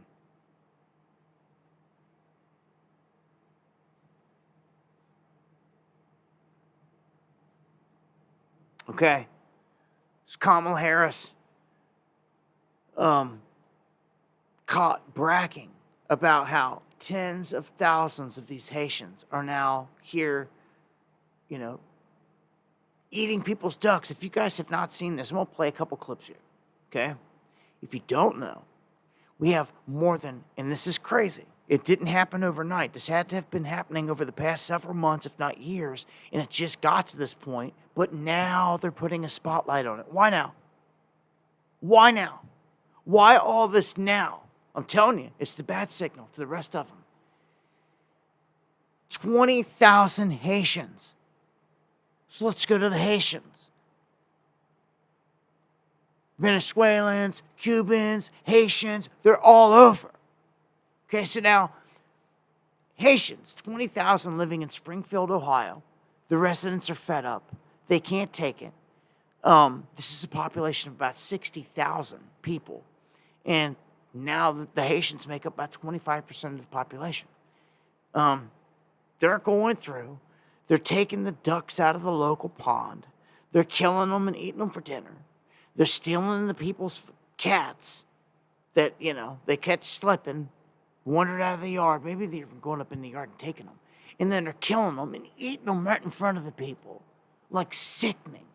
Like doing just low down, dirty stuff. There's a lot of voodoo and witchcraft, I'm sure, tied in with some of this stuff. But this is what we've got. And people are pissed. Like, here's a picture of a dude right there. Yeah, just got out of his college class, coming down the street, and decided to snatch up a duck out of the pond, take it home, get some free Chick-fil-A for himself. But let me play this clip here of this woman. This is heartbreaking. This is testimony out of Springfield, Ohio. Residents saying what's going on in this area. It's all about the Haitians. I was out and about yesterday, driving around Springfield. I was looking at the giant holes in some of our buildings. I noticed all of the old familiar spots bearing new signs in an unfamiliar language. I watched as groups of strangers walked around the city like lost tourists, and it was like a punch in the gut. A terrible sadness came over me, and I began to cry. I immediately started to think back to when I was little, walking from my grandma's house on South Fountain through downtown and all the way to Snyder Park, going to Wren's to get new school clothes and shoes, the excitement of the mall for lunch at the Blue Fox, or even better to see Santa, riding down High Street, admiring the beauty of those stately homes and their amazing architecture, dropping pennies in the fountain and making wishes. And now, all those warm memories are becoming fuel to the fire of anger inside of me. I feel like we have been invaded by some sort of pest. I'm angry that my friends and family are packing up and moving away. I'm angry that foreigners are using up the resources that were set up for the Americans that reside here. I'm angry that another country's flag was being flown in our city. I'm angry when I see our businesses and recreational areas littered with garbage left by people that do not know or understand our laws and culture and are making no attempt to learn about them. And let me be clear, this is not about race. This is about people being given the privilege of coming here from another country and having no respect for our people, our land, or our life's work. People living their life here the way they did in Haiti, angry, stealing, polluting, living in filth, and acting like animals. These are not civilized people. Opening containers in our grocery stores, helping themselves to what's inside and throwing the rest onto the shelves and floors. Pulling off of the highway to publicly clean and gut the roadkill lying there in front of anyone that passes by. Stealing animals from farmers and leaving their severed heads at the side of an old school where children play. Relieving themselves in public. Making some barbaric stew out of the birds that live in our park. This is insanity, and it has to stop. What will become of Springfield? Where will we be in 5 years? The thought terrifies me. Will it be some sort of dystopian wasteland with most of our original residents having moved away and those that cannot afford to move being locked inside their homes, living in fear? This thought is keeping me awake at night. I just want the old Springfield back. I know it was far from perfect, but at least it was still ours. Thank you. I was out. Boy, was she right, though. Our places may be far from far from perfect. Just, but you gotta appreciate what you got, right? Maybe people just take things for granted too much. Maybe when you lose your neighborhood like she has and everything else, you'll get it. Someone says she doesn't look like a pureblood. Well, I'm not so sure whether she is or not. And much love to all my purebloods. But it doesn't matter at this point. It's anyone stepping up to fight. There's a lot of people out there that took that jab and that damage to wake them up. And there's just people on all sides of the spectrum. It's like whatever it takes, as long as they're waking up. And she's going in here and speaking in front of a panel doing what I'm sure none of you've done. Who's gone in front of the city council here recently bringing up all these problems? Anybody? I'd love to see it. Film it. I'll share it because it would stand as some solid, just like this, it's some solid energy. Look, more people are out here doing this. So I salute her for doing it. I just feel like more people, if they did things like this, it would just it help others get up, be more proactive. Mad love, man. Salute. Mock on the coffees. My brother. You got to get up with you, that is for sure. And there's someone out there also that has bought up the coffees. Appreciate it. Much love. Thank you tonight. But I'm not done here with this. I know we're extended. We're going late tonight. We started off with some issues on the stream. We'll play this other clip here real quick. That is why, also, starting with our administration, we gave TPS, temporary protected status, to Haitian migrants, 55,000. And then more recently, we extended temporary protected status to over 100,000 Haitian migrants for that very reason, that they need support, they need protection. You just heard what she said right there, to over 100,000 Haitian migrants. I told you how the 20,000 were just in the Ohio town. And she wants to give 100,000 protection, saying they need it and doesn't care about us. Meanwhile, in your schools, they're going to have your sons and daughters through DEI worshiping her, coming home saying, oh, Kamala is the way to go, beat bad Trump. That's what they're going to come home and tell you. Do you see how sick and twisted this is? You've got to unplug. You've got to unplug and start to educate on the facts of it, man. You got to get your kids out of the system to the best of your ability. You've got to do all of it, in my opinion, to the best of your ability. Got to try to take some kind of action. I know some of you, a lot of you out there actually that listen to me do. You do things like homeschool, things like that, and teach your kids the way to go. But I don't know, some other people out there are all talk. I've had people around me for years, even people that used to be on the stream with me that are no longer here, talk all this crap about being awake like we are, about who the enemy is, and how the beast is, everything that we're hip to. If you know what the beast is in this government and you're awake to it, then you surely would not allow your kid to go join it, would you? Well, that's exactly what I saw some fakes do. That just kills me. All the fighting that we've done, all this stuff out here, and then just to get your kid out of the house, send them off to this government, and then it's over. Let them go get, you don't even care. Just let them get indoctrinated, and you don't even care. It's like, hold on. I don't get it. This whole thing is about our youth. They need to see who the enemy is, and they need to get this figured out before most people do, like, when they're older. The younger you get this figured out, the better off you are. Knowledge is power. But they won't let us reach the youth. Even where I'm at right now, it's always a goose egg. Specifically here on YouTube. I can't reach the youth at all because before you even go live or put out a video anymore, there's even a checkmark box. Is this made for kids? Or anything like that. And it's just like, well, what the? And then you go and look at the analytics, and then look, anything below 18 is a goose egg. What? Like, yeah, somebody's scared to have me reach the youth. That's for sure. I'm always put in a bubble. Anyway.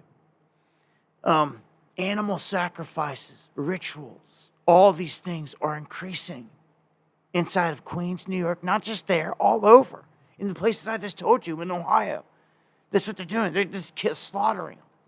And see, if you don't know, when it comes to this black magic and the dark arts and dark magic, when it comes to connecting with the other side, let's just put it that way, there's different religions, there's different ways of doing it. And sacrifice is a real thing.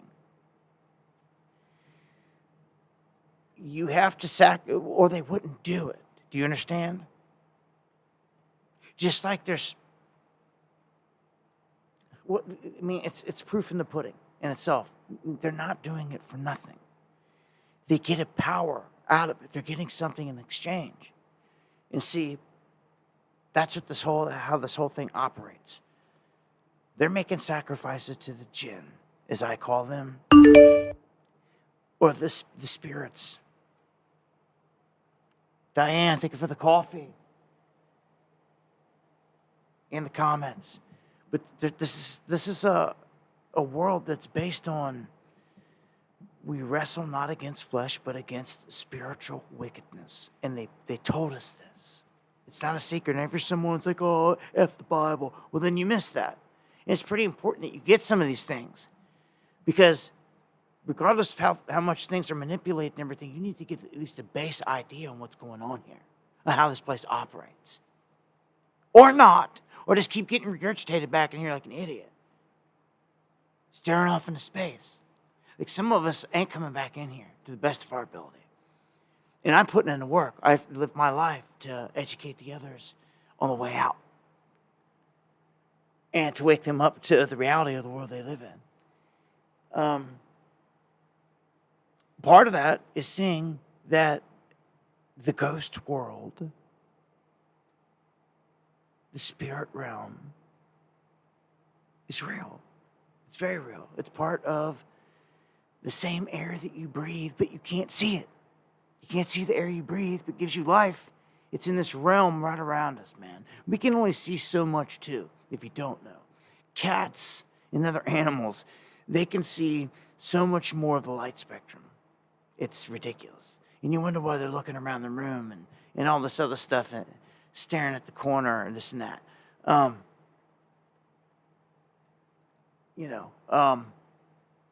They see these things. They see the entities. They're here. I cleanse my areas with the Holy Spirit. My home, other places, any other place that needs it. Pray to the Most High, cleanse it with the Holy Spirit. And ask the Lord to protect it, keep out the wicked, and only invite in the holy. But you have got to live holy. You've got to be holy. You've got to be about it. There ain't no faking it. Or it will not be with you. Do you understand that? You have to live the way that they said. You have to walk this out. You have to vibrate the way that they asked. If you want that connection, I'm warning you. I'm trying to find a way to get you to understand this.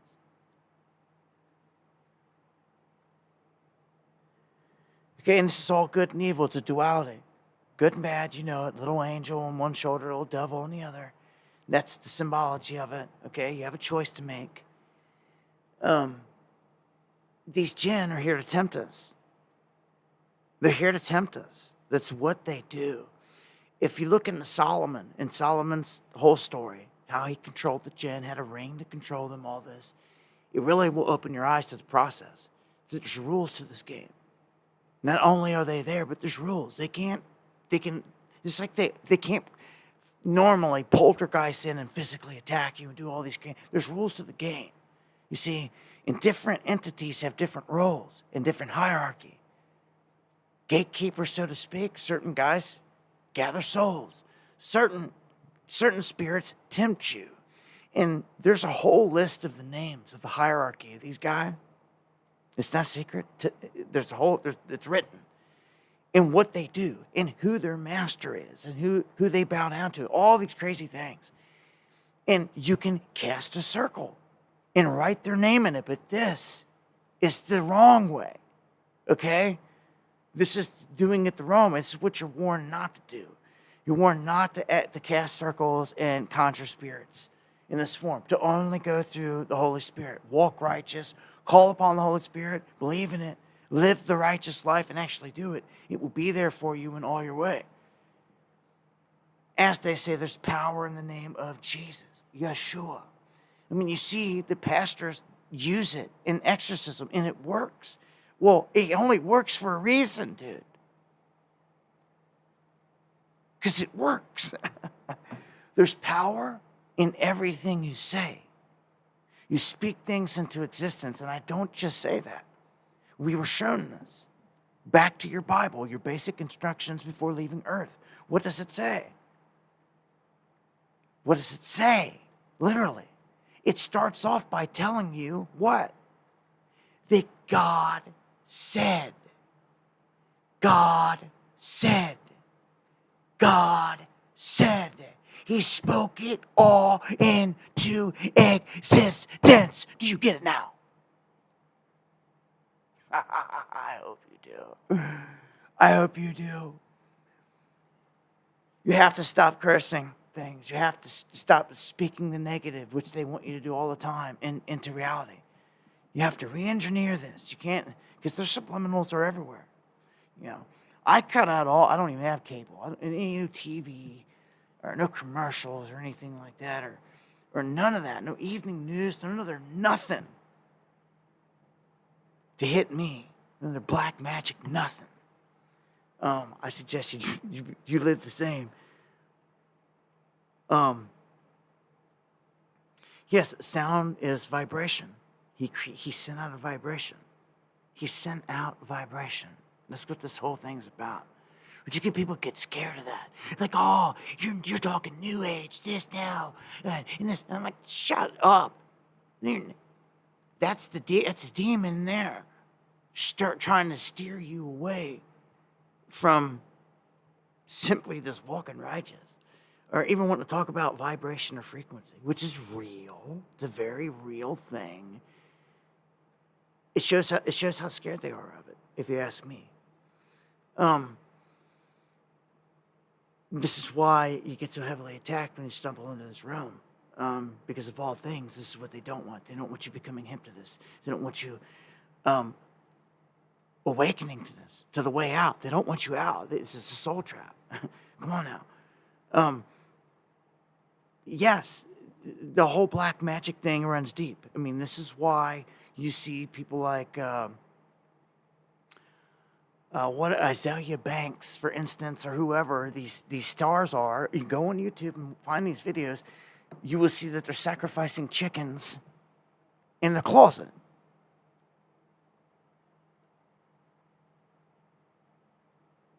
Why? Why? They're giving candy to the demon. They're sacrificing to the jinn. Do you understand? This is real. And they live their life prospering off this. You see? This is like cheating the game. You're not supposed to do. There's rules to the game. Even Solomon was told this, man. Solomon was told there's rules. He was given a ring to control the jinn. He was told you can't use the jinn to go kill all your enemies. You can't do that. God, Michael, these angels are real. These cats are real, dude. They warned him and set the example that if you F this up, you're going to get stripped of this. And not only you're going to get stripped of it, like you're going to have a lot of bad things happen to you. And he didn't listen. If you don't know nothing about Solomon's story, he messed up. And he lost it. But then through faith and believing through all the hardship, he got it back. It's a story in itself. But it shows you. You know what he used them for? He used them to make the temple. Go read the story. That's why I say that's the amazing thing about Temple Mount that no one talks about. When you go to the actual story of the man that ordered it to be built, He ordered the jinn to build it.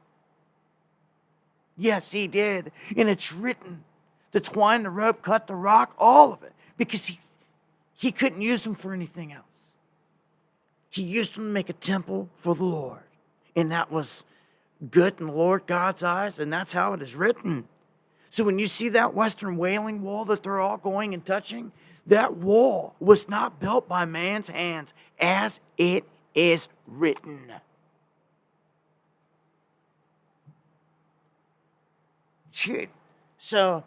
Dude, they've been here. They landed on Mount Hermon. They came into the women of this planet. They bore giants called the Nephilim. It's all real, baby.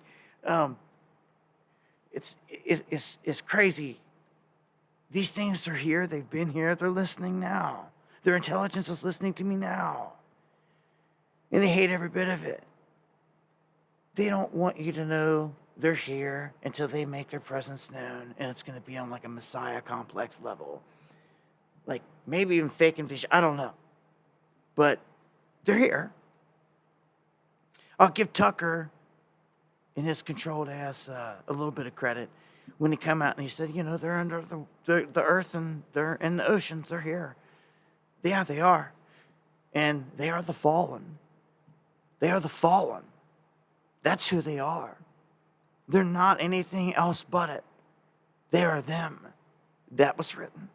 And they've been here the entire time. The entire time. And it's like they're hiding behind us.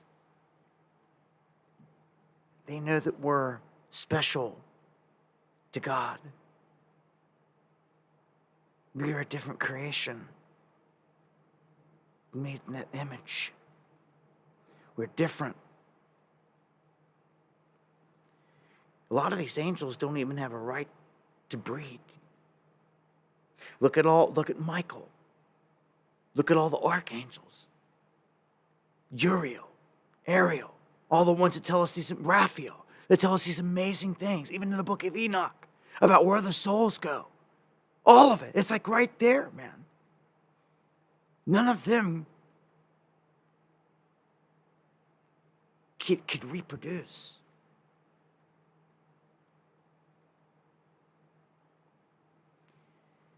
So you have creations and beings that God makes to serve certain things that he made, basically. He made and brings into existence, but it can never reproduce and create. Not like Zeus and his offspring. Some of these angels were chastised, if you would, because it wasn't needed. Reproductive, in their role, it's not needed. Pretty much. So it's not like an androgynous thing of being both male and female, something a Baphomet thing. It's just nothing. They're nothing in that department. The other male and female, but they literally can't reproduce because God made it that way. So these entities that are here are a certain type, and they've made all kinds of life, if you ask me. This is like a petri dish. You'll find Wolfman out there, Bigfoots, all this crap, man. Believe all this craziness is here. The ocean's so vast, I know they're here. I look up at the sky and I see this stuff, man, my life, the stuff that I've seen, the things that I've encountered. Son, I've been to Area 51, and I've watched them put on a show, specifically for me and the crew, in broad daylight of an object disappear on the tarmac. I got it all on film. It's the crazy thing. I reference it all the time. I've seen this technology. And beyond that, I've seen other craziness just out here where I'm at in the skies in my life. Not just me, the people around me, loved ones and friends. There's something else going on, you know.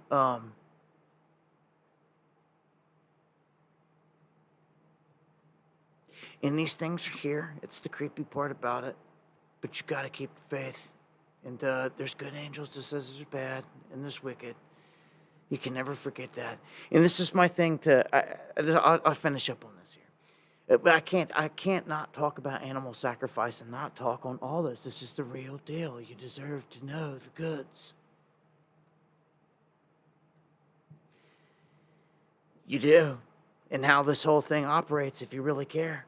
Because if you don't, they're going to use these magic tricks every day on you. There's people out there that do these things. They kill the chickens in the closet and do all these things. Rats, dogs, pigs. You wonder where the neighbor's dog went missing. This and that. Somebody around's casting spells. And it's real. It's real. And they're not doing it for no reason. Again, they get favors out of this or something, whatever they want to accomplish out of it. And look, just as I'm thinking, look on the screen. There is a person, their body, and it's got pins in it, all in it. They'll do the same thing. They can do the same type of magic there, where they make something that looks just like you. And they keep breaking its arm, breaking its arm, breaking its arm, breaking its arm, breaking its arm, until you fall down the steps one day and you break your arm. Because that jinn got you. Do you understand? All these unforeseen things, man, there's an answer. They don't keep it secret. It's all right there in the scriptures. Book of Enoch, man, goes hard on it. They kept it out of your view for a reason, along with a bunch of the other ones. Raphael tells you they made a place for your soul in the rock, and to me, there's nothing more important than that. You want to know where you're going from here. He tells you you're not going anywhere. It's like Hotel California. You can check out, but you can never leave. You wonder why they say that. Now you know. You sit here, unless you get cycled back through, you sit here in the rock. That's not just Jabu saying that. This is Raphael in the book of Enoch telling us this, that they made places for the souls of the dead in multiple places. There's a place for the wicked and evil to sit. There's a place for the people that got complaints. Yeah. And Abel's there. The first that Cain killed, he's there, screaming to God, wanting repentance, wanting for Cain's seed to be smashed, for justice. He's there in this chamber. It's a chamber that echoes up to God. It was the same chamber that God heard everyone echoing. All the souls did not want to cycle back into this place. It was that bad. God, the Most High, they were like, what do you mean? It's too bad. We do not want to go back in there. The Nephilim are eating everyone. They flooded this place. They wiped it out. Because God heard the answers and the prayers and the calls coming from this chamber. And He tells you about it. But nobody cares, man. Nobody cares. Don't care if they're coming or going or where they're going. I'm going to tell you, somebody told us this whole cycle and how it works. And it's not a secret. And there's a place for the souls that just want to sit. They just want to sit and wait for judgment. And you get to even in Revelation, for all the souls that are sitting there, He comes and He gives them their garments finally, right before it all goes down. Well, you wonder where they're at. He tells you. And I find that amazing. I find it amazing. Because nowhere else is He describing it like that. It's too simple to just say it's a simulation. Of course it's a simulation. It's simulated. Everything's going in motion. Of course. That's just too simple. I'm a body and a vessel. I'm energy that lasts forever. I'm not just going to sit there and think I'm nothing, because that's when they got you. Remember, there's an end to everything. This is as evil as we know this whole thing is, because at the top of that list, at the top of all that jinn, there is Satanacha. There is their leader. Okay? There's a whole list. This is written, man. There's books, all this stuff. It's not a secret. Okay? That cat and the whole list is real. He is the ruler of this world. Even Jesus, Yeshua, told you this. He was taken on high and offered all the kingdoms of the world to go to the dark side, basically. And he refused it. He rejected it. Okay? He was taken there by Him. by the ruler of this world. And Jesus even told you this. Okay? So for those that wonder if Jesus or Yeshua, the Messiah, is real, well, dude, can't you see how evil this place is and how real Satan is? And if you know that there's an opposite to everything, which is scientific, there has to be a Messiah. There has to be by default. A yin to every yang. There's a mirror to every atom, an opposite to everything. I'm seeing and living and experiencing the wicked every fucking day in this place. Give me a break. It's real, all right. I ain't denying that. Well, knowing what I know, there's an opposite. So that's the hope I want to give to some of you out there that may be lost, that may think, well, I don't know anything. I'm an atheist thinking maybe, I don't know, believing in no God or not knowing what to think. I'm giving you the goods of what I've come across here. And I'm telling you with all my heart and soul, you got to vibe out. Someone left the keys here on the right way to live. You can't just do as thou wants, as Aleister Crowley would tell you. You can't just go out and eat however you want and indulge and gluttonize. You can't just be an alcoholic and drink whenever. You can't just have sex all the time and do all these things. You can't. You got to control it all. You have to control it all. You have to master this material world. And that is what you do not have a teacher to teach you of right now. That's what we are lacking. You need to master your way of life. The way you live, period. Everyone. Your energy, your vibration, what you eat, the way you move, the way you talk, what you do for people, everything. All of it. And move it to a higher level. And you have to speak it into existence. Remember, that's key. I'm going to move on from this. You've got to speak positive into reality. Affirmations that we are going to overcome this, that we are going to win this, that whatever enemies they're trying to send in here are going to get their asses handed to them, and we're going to do this regardless. They can shut the lights out, reset the banks, they could do any and all this. They still ain't coming up in here and getting nothing but hot ones. You understand that? That's it. And we're going to win up in here. So, just know, though, there's a deep, dark, spiritual aspect to this. And when it comes to some of these gangs and some of these people out there, they operate a little bit different than you think. They're on a dark, spiritual thing. So you can get into an argument with them out here, and they can just ignore you and walk and go home. As soon as they get home, they're going to remember what you look like, and they're going to be doing up a little voodoo doll like you just seen, murdering ducks in the closet and getting the jinn to come after you. I got one more clip here that I want to play associated with this. And I give full props to this man and any one of you that step up again like that lady did and like this guy's doing in front of the commission, your city council or whatever. I think it's like kind of odd that like a guy like me has to come out from doing what I do on a daily basis to have fun, because I see what's going on in these streets, and I see you guys just sitting up there in them comfy chairs and suits, and I'm getting out here every day and I'm broadcasting this, and you guys are just sitting up there in suits or something. Like, I really challenge you guys to get out here and do something. These Haitians are running into trash cans. They're running into buildings. They're running into, they flipping cars in the middle of the street. And I don't know how, like, y'all can be comfortable with this. Like, I don't know, like, who's getting paid from this. I honestly feel like someone's getting paid from it in the background. You got a bunch of people on a bus getting dropped off at a gas station to come down here. I know a single mom that FaceTimed me this morning at the welfare office that really need something.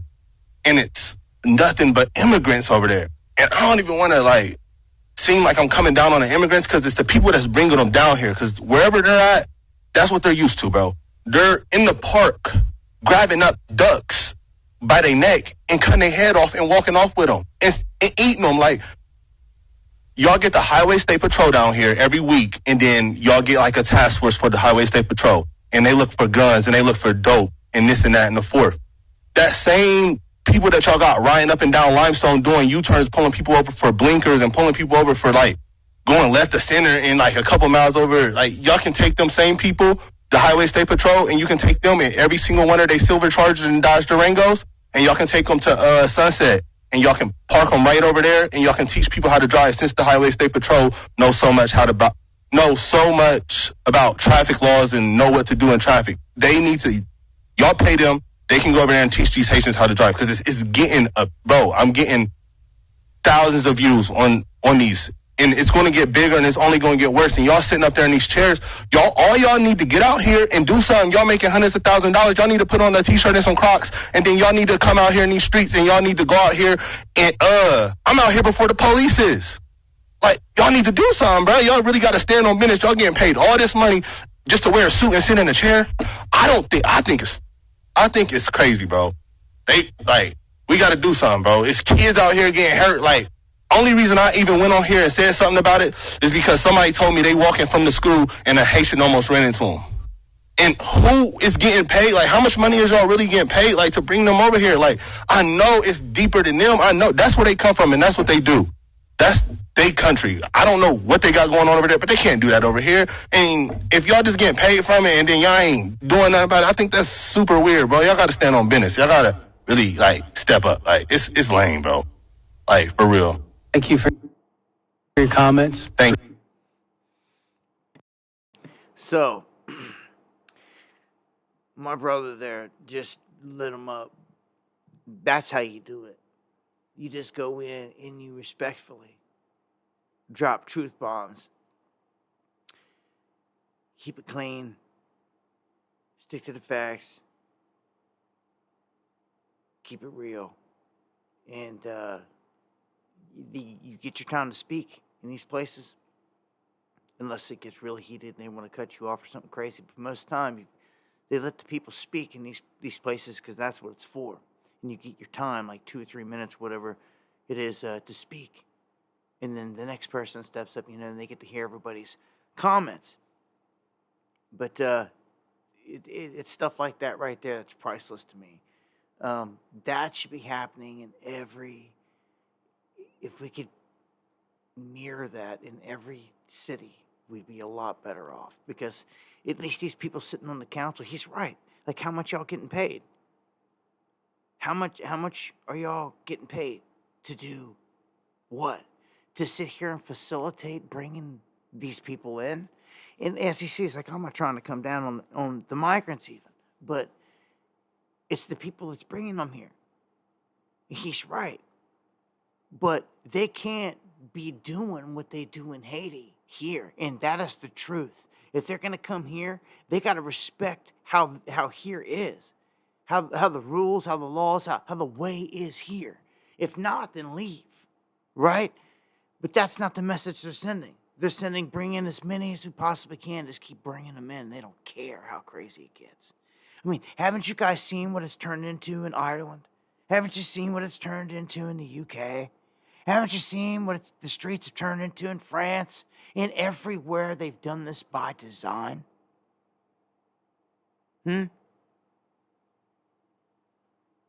So, look, man, if little old Springfield, Ohio can get overwhelmed like this quickly, anywhere can. You can be targeted. They can start sending them in. James says, Dabu, shotgun or rifle for home defense? Shit. All of it. All of it. I've to have someone around every corner, if you can, securely, legitimately, depending on your situation. If you got little ones, all this other stuff, everybody's different.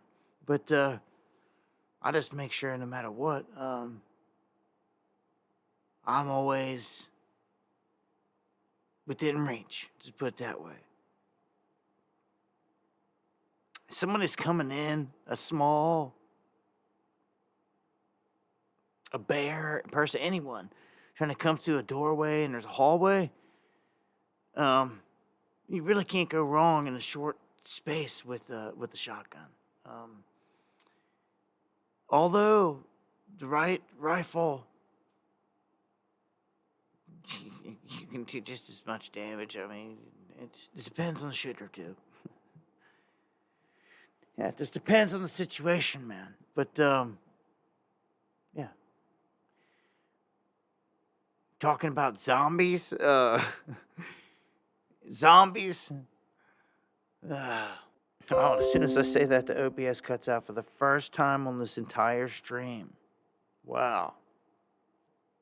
Cut out real quick and back up, so there's probably going to be a lag. But about to close it down anyway. Just want to show that there's a border wall graveyard down in New Mexico. And it's just one of many places. You can see the pieces behind this guy. I'm not going to play the video or anything like that. But I just wanted to point it out that all these areas that were supposed to get border wall got nothing. It's almost like it was just a joke or a scam. And don't forget that Steve Bannon got charged with that. Got charged with taking part in a scam with the border wall and all that other stuff. And I believe he had to go in and do prison time. They just said they arrested a Pakistani for plotting the largest attack on U.S. soil since 9/11. I got to mention it because largest, just the subliminal, largest attack, U.S. soil, 9/11, throw a Pakistani in there. And then it says the defendant is alleged to have planned a terrorist attack in New York City around October 7th of this year. So October 7th being a hot date, they're picking. 6th, 7th, everything connected to what happened in Israel and all this stuff.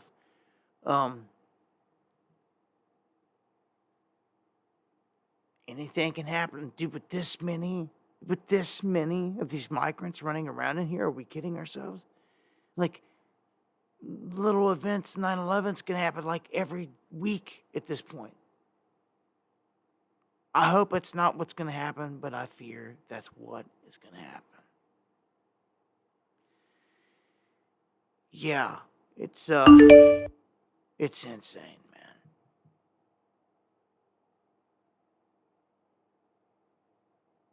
Getting some ducks. Hey, Voyages, man, thank you. Much love. Thank you for the coffee. Thank you for the support. Appreciate it to the fullest.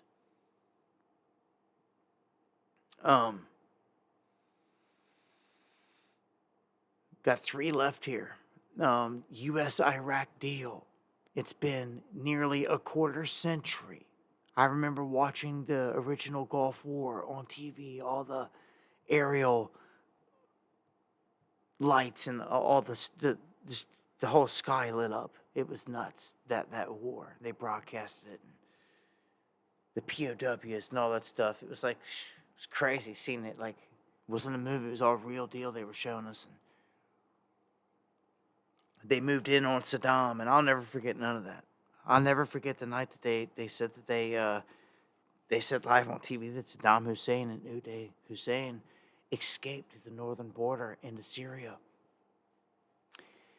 They said this, and I'll never forget it because in my mind, that's where they went. Because afterwards, the guy that they had in court was said, even by his family and other people, that was not Saddam. It was like a family member or some kind of relative. Had the same DNA and even looked similar to him. But it was not him. The guy that they hung and all that stuff and they portrayed was said to not be him. And when you even took the facial the facial thing, it takes like 100 and some points of your face so it can match your biometrics and all that. That dude did not match the Saddam Hussein. And it stands to this day. I'll never forget that because I always thought, man, he slipped into Syria because that's where he went. They went into Syria. And to this day, Syria and Assad still standing. He's still alive, breathing, and they ain't toppled him. But they're talking about squashing this finally. I just want you to remember that in Iraq, they left the enemy, ISIS, all kinds of military equipment that they came down and they stole. They went up and they formed the caliphate. Let me remind you. Okay? And started on a hell spree up there ever since. Then in Afghanistan, Joe Biden and company botched pull out of Afghanistan and leave billions and billions worth of weapons sitting there for Al Qaeda and the enemies to just take again, and gave them billions in a war chest, basically creating them. Choppers, Apache, everything you could think of. I mean, full scale, a whole freaking army basically armed up. They did it in one fall swoop. That's what they did. So, what do you think they're about to do with these big armies? They just armed up. You think they might come storming across the southern border when the lights go out? Wouldn't that be some ish? Our own weaponry used against us, but that wouldn't, I guess, be too big of a shock. So that you know, in the Middle East, it comes down to these big wars. Egypt's got more troops than anyone in the Middle East. They got 1.2 million, but that is a million-man army. But so does Iran. They got 1.18 right there with them.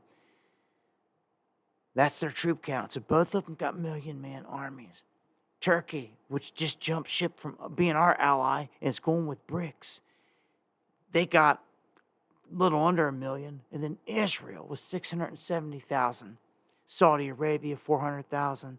Iraq, 293,000. And really, just it dips off from there. But that's the Middle East in a nutshell. The big numbers going with Egypt and Iran. You know, Iran, Egypt, potentially, if they flip, I don't know. Egypt's a big one on what they do here with Israel.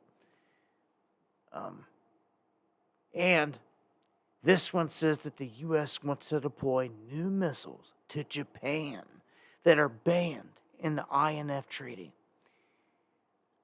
So that you know, Japan's not supposed to be able to have any offensive weaponry or anything ever since we nuked them. It was part of the deal and all this stuff, but ever since then, they've become a stronger and stronger ally, and we rely on them heavily over there right now. And North Korea is always popping off missiles over their head, right over and into the ocean. And they haven't been able to ever strike back, and to ever do anything back, but just take it. Take all the taunting. And the United States is like, look, we want to amend, all these things. So basically, we can use weaponry there. And they're saying that it would be in the name of defense, not offense. We're going to give them to you in the name of defense. So they would have put these new missiles in Japan in the name of defense. But the missiles themselves are banned by the INF Treaty. So when you start moving weapons out here on the world stage that are banned in these treaties, then everything's off the table. We can just start dropping nukes. Tactical nukes is what it's going to be. Tactical nukes is what it's going to be. It's not going to be no big boy, no huge radiation. Tactical nukes, maybe many of them. I don't know how this whole thing's going to unfold, man, but they keep closing in on Moscow. I'm telling you right now, Moscow will strike us for the books. We're going to get hit somewhere. And I wouldn't doubt it if D.C. was one of the top places. Not just because lawmakers, politics, this and that, but it's where all their dirt's at. I always see it like a Building 7. Like, they want to destroy it because they destroy all the evidence, all the dirt they've ever done in Hell's Kitchen, the Devil's Kitchen, inside D.C., Devil's Playground. It would all get gone forever, basically. You wouldn't be going in there for 100 years or so. No one would because of radiation. Not in certain spots.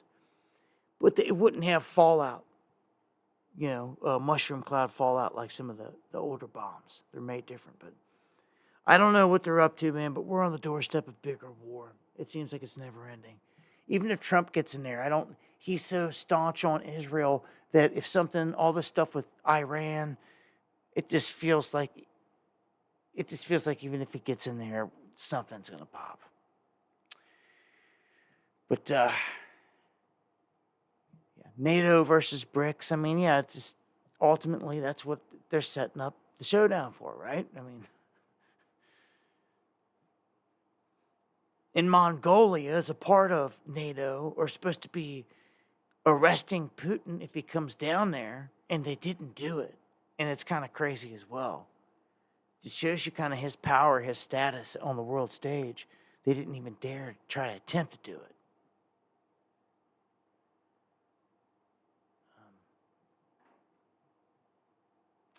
Well, I guess that brings me to a close this evening. All right, we finally was able to get off a decent stream. You only tried to cut off that once there slightly here at the end. Only one little OBS glitch.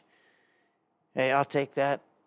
We'll stick with these settings, hopefully on the next stream. Do what I did here tonight to get it up and going, and we have another good one. So, going live Monday, Wednesday, and Friday, 9 p.m. Eastern. Unless something comes up, and then I tweet it out or put it on X. So, yeah, that's the game plan. Look to be live here for the next one. Not sure what's going to happen between now and then. Hopefully they catch this dude on the run out there. Before he pops up and does anything crazy. If you guys got anything you want to get to me, dabu7@yahoo.com is the email. Tag me, hit me up on X, Twitter, whatnot, and Eon, man, slide in with 7 coffees, man. Man, take care. Much love. God bless. Much love to all the purebloods out there. For real. I want to thank all you guys that have supported the channel. It's appreciated more than you know. Much love, Diane, Mock, Daft, all the someones, Carolyn. And yeah, we'll take us out of here in a little bit of music. And I'd love to be back on the next one with some updates. And I'm dropping videos every day. So make sure to be checking my channel every day. I'll be dropping videos for sure. So if you're not getting notifications, hit the bell. Hit the bell. And still, come check in on my channel at least by 1 o'clock every day. You should see updates, videos on something. Yeah, man. Take care. God bless. Underground signing off.